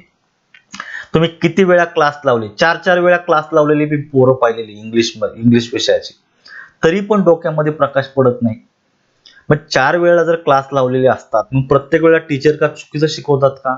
टीचर कधी चुकीचं शिकवत नाही. म्हणजे होतं काय, तो त्या पद्धतीने अप्लाय करत नाही, इम्प्लिमेंटेशन त्याचं कमी पडतं आणि प्रॅक्टिस कमी पडते. म्हणून मी तुम्हाला सांगतो, एकदा तुम्ही समजून घेतलं ना, तर जेव्हा प्रॅक्टिस वाढवा, प्रॅक्टिस केली तर ह्या गोष्टी तुमच्या समजून जाईल. आणि ह्या बॅच मधून तर मी सध्या तरी हेच तुम्हाला देतो आहे. तुमचं अंडरस्टँडिंग जर प्रश्नापर्यंत जर तुम्हाला समजत नसेल आणि जर तुम्हाला ही माहिती जर पुढे मिळत नसेल तर तुम्हाला या ठिकाणी मी देतो आहे, समजून घ्या आणि नंतर फक्त प्रॅक्टिस व्हावा. प्रॅक्टिसनं तुमचे सगळे प्रश्न बऱ्यापैकी सॉल्व्ह होतील. आलं लक्षात? आणि जर ह्याच्यातून जर तुम्हाला जर काही डाऊट आला तर बिनधास्त फोन करा, मी तुम्हाला प्रश्नाला उत्तर देईन किंवा टेक्स्ट मेसेज टाका. मी माझ्या वेळेमध्ये तुम्हाला रिप्लाय देण्याचा 100% प्रयत्न करेन. बऱ्याच वेळा लेक्चरमध्ये असतो, तुम्हाला डायरेक्टली फोन मी कधी उचलत नाही लेक्चरच्या दरम्यान, किंवा जर असं काही महत्वाचं काम जर टायपिंग वगैरे चाललेलं असेल तरी उचलत नाही. टेक्स्ट मेसेज टाका, तुमच्या प्रश्नाला रिप्लाय मी देणार म्हणजे देणार. भले तो विद्यार्थी बॅच मधला असो किंवा नसो.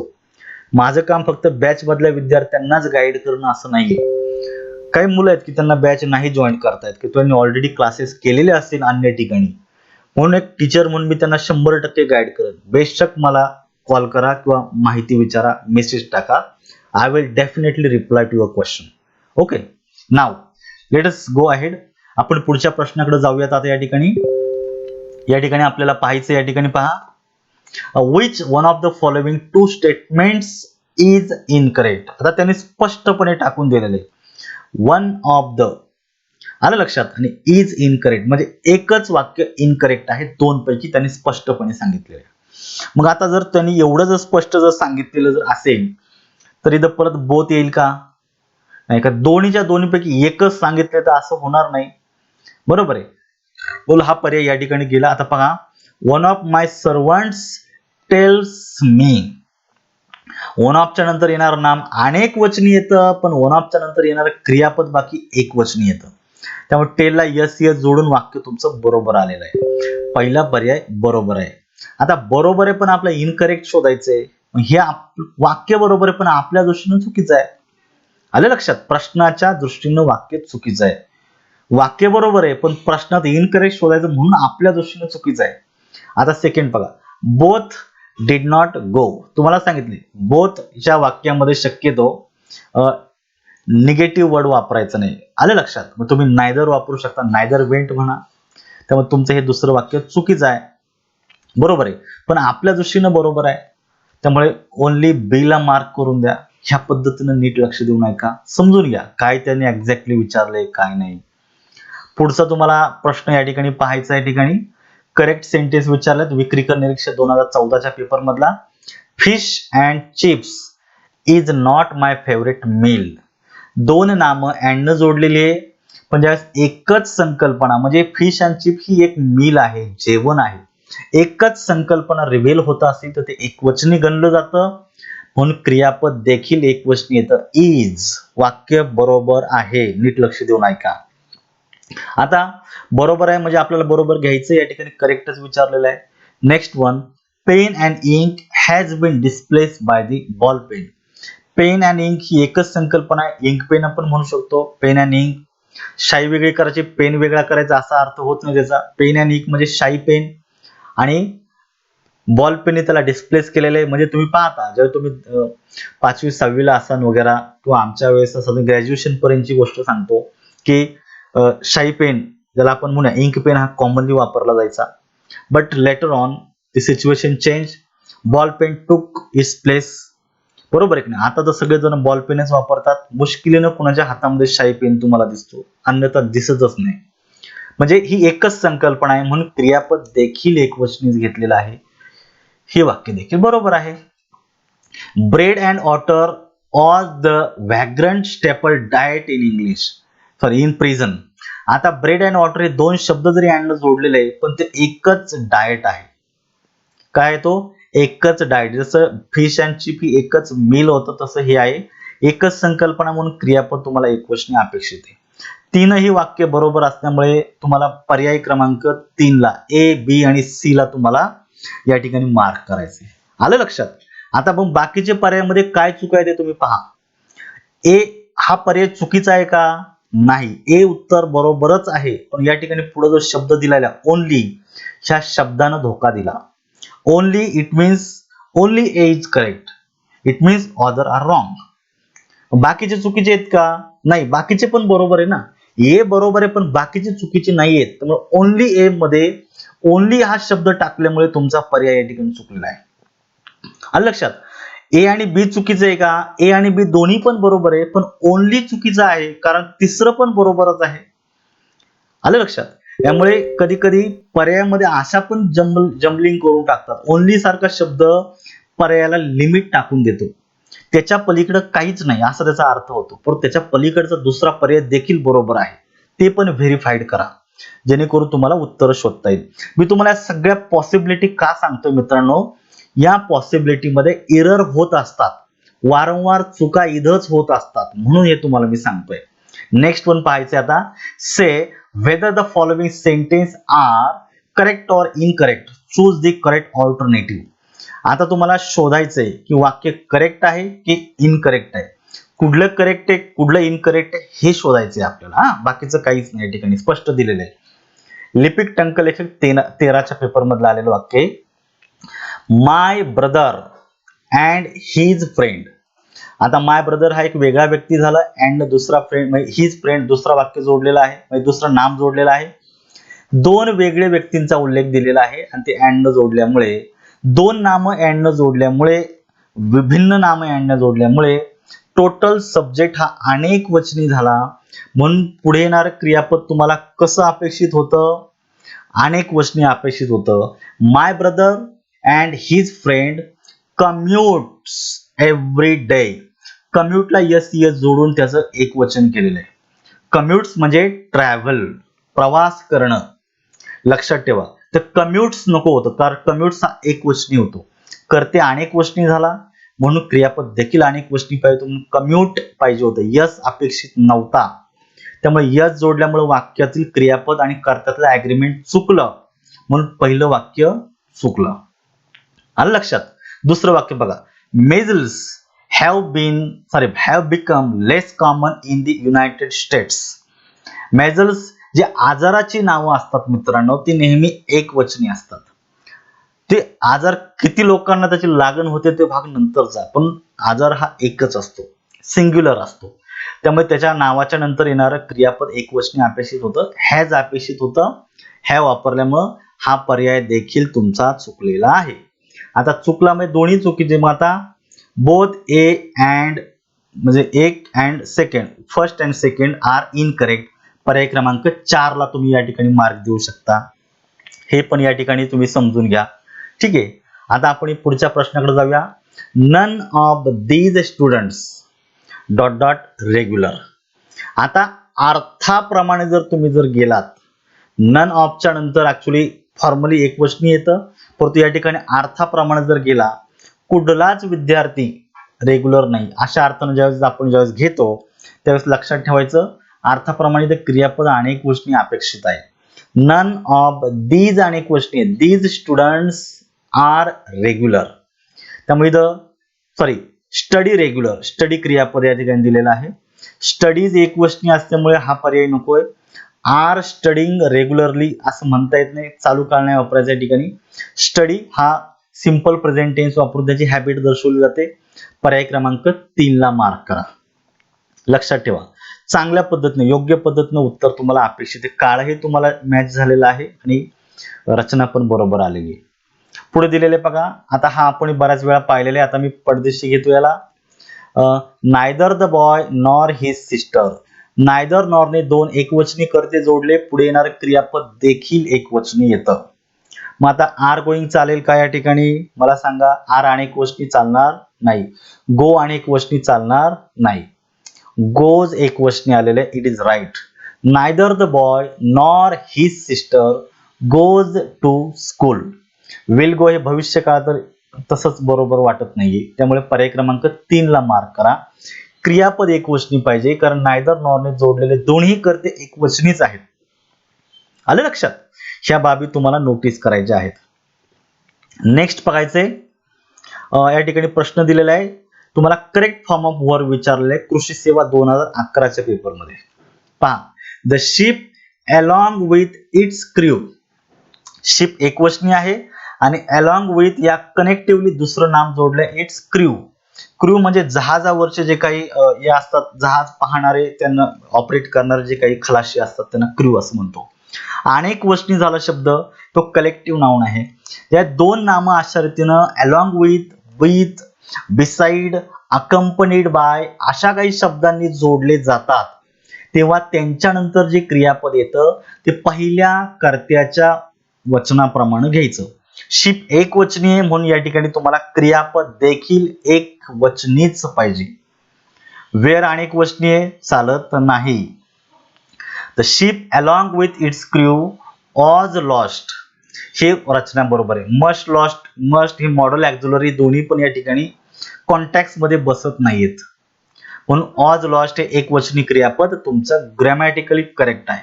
वॉज लॉस्ट हरवलेलं आहे ते, म्हणजे अशा रीतीनं ते हरवलेलं आहे इन द सेन्स कुठंतरी ते गहाळ झालेले आहे, त्याचा संपर्क तुटलेला आहे, ते शोधत नाहीये बऱ्याच वेळा. बरोबर आहे. त्यामुळे पहिल्या कर्त्याच्या वचनाप्रमाणे जोडायचं. का तर हे दोन नामं अलॉंग विथ या कनेक्टिव्हनं जोडलेली आहेत आणि तो त्याचा नियम आहे. नियम बघा, with, along with, together with, beside लक्षात ठेवायचं. बिसाइड्स, बिसाइड नाही बिसाइड्स, त्याच्यानंतर लाईक, अनलाईक, अकंपनीड बाय अशा काही कनेक्टिव्हने ज्यावेळेस दोन कर्ते जोडले जातात पुढे येणारं क्रियापद पहिल्या कर्त्याच्या वचनाप्रमाणे बदलतं. दुसरा कर्ता एकवचनी की अनेक वचनी तो या ठिकाणी अग्रीमेंटच्या नियमाला तो हे होत नाही म्हणून first subject is important. That is why. So the answer is third. And in this lecture this is the last question for you. राज्यसेवा 2017च्या पेपर मधला हा एक प्रश्न घेतलेला आहे. There are more questions available but I will take them in the next lecture. पुढच्या lecture मध्ये मी ती कंटिन्यू करेन मी. Fill in the blanks from the alternative given below.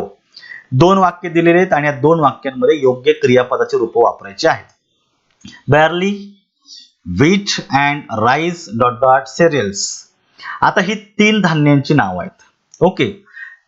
ज्यावेळेस वेगवेगळी नामं अँड न जोडली जातात आणि ते वेगळ्या संकल्पना किंवा कर्त्यांशी रिलेटेड असेल तर सब्जेक्ट अनेक वचनी होतो म्हणून क्रियापद देखील अनेक वचनी घ्या. आता या ठिकाणी क्रियापद अनेक वचनी घ्यायचे म्हणजे पहिल्या ठिकाणी अनेक वचनी क्रियापद आलं पाहिजे. इज आला पहिलं म्हणून वाक्य चुकलं.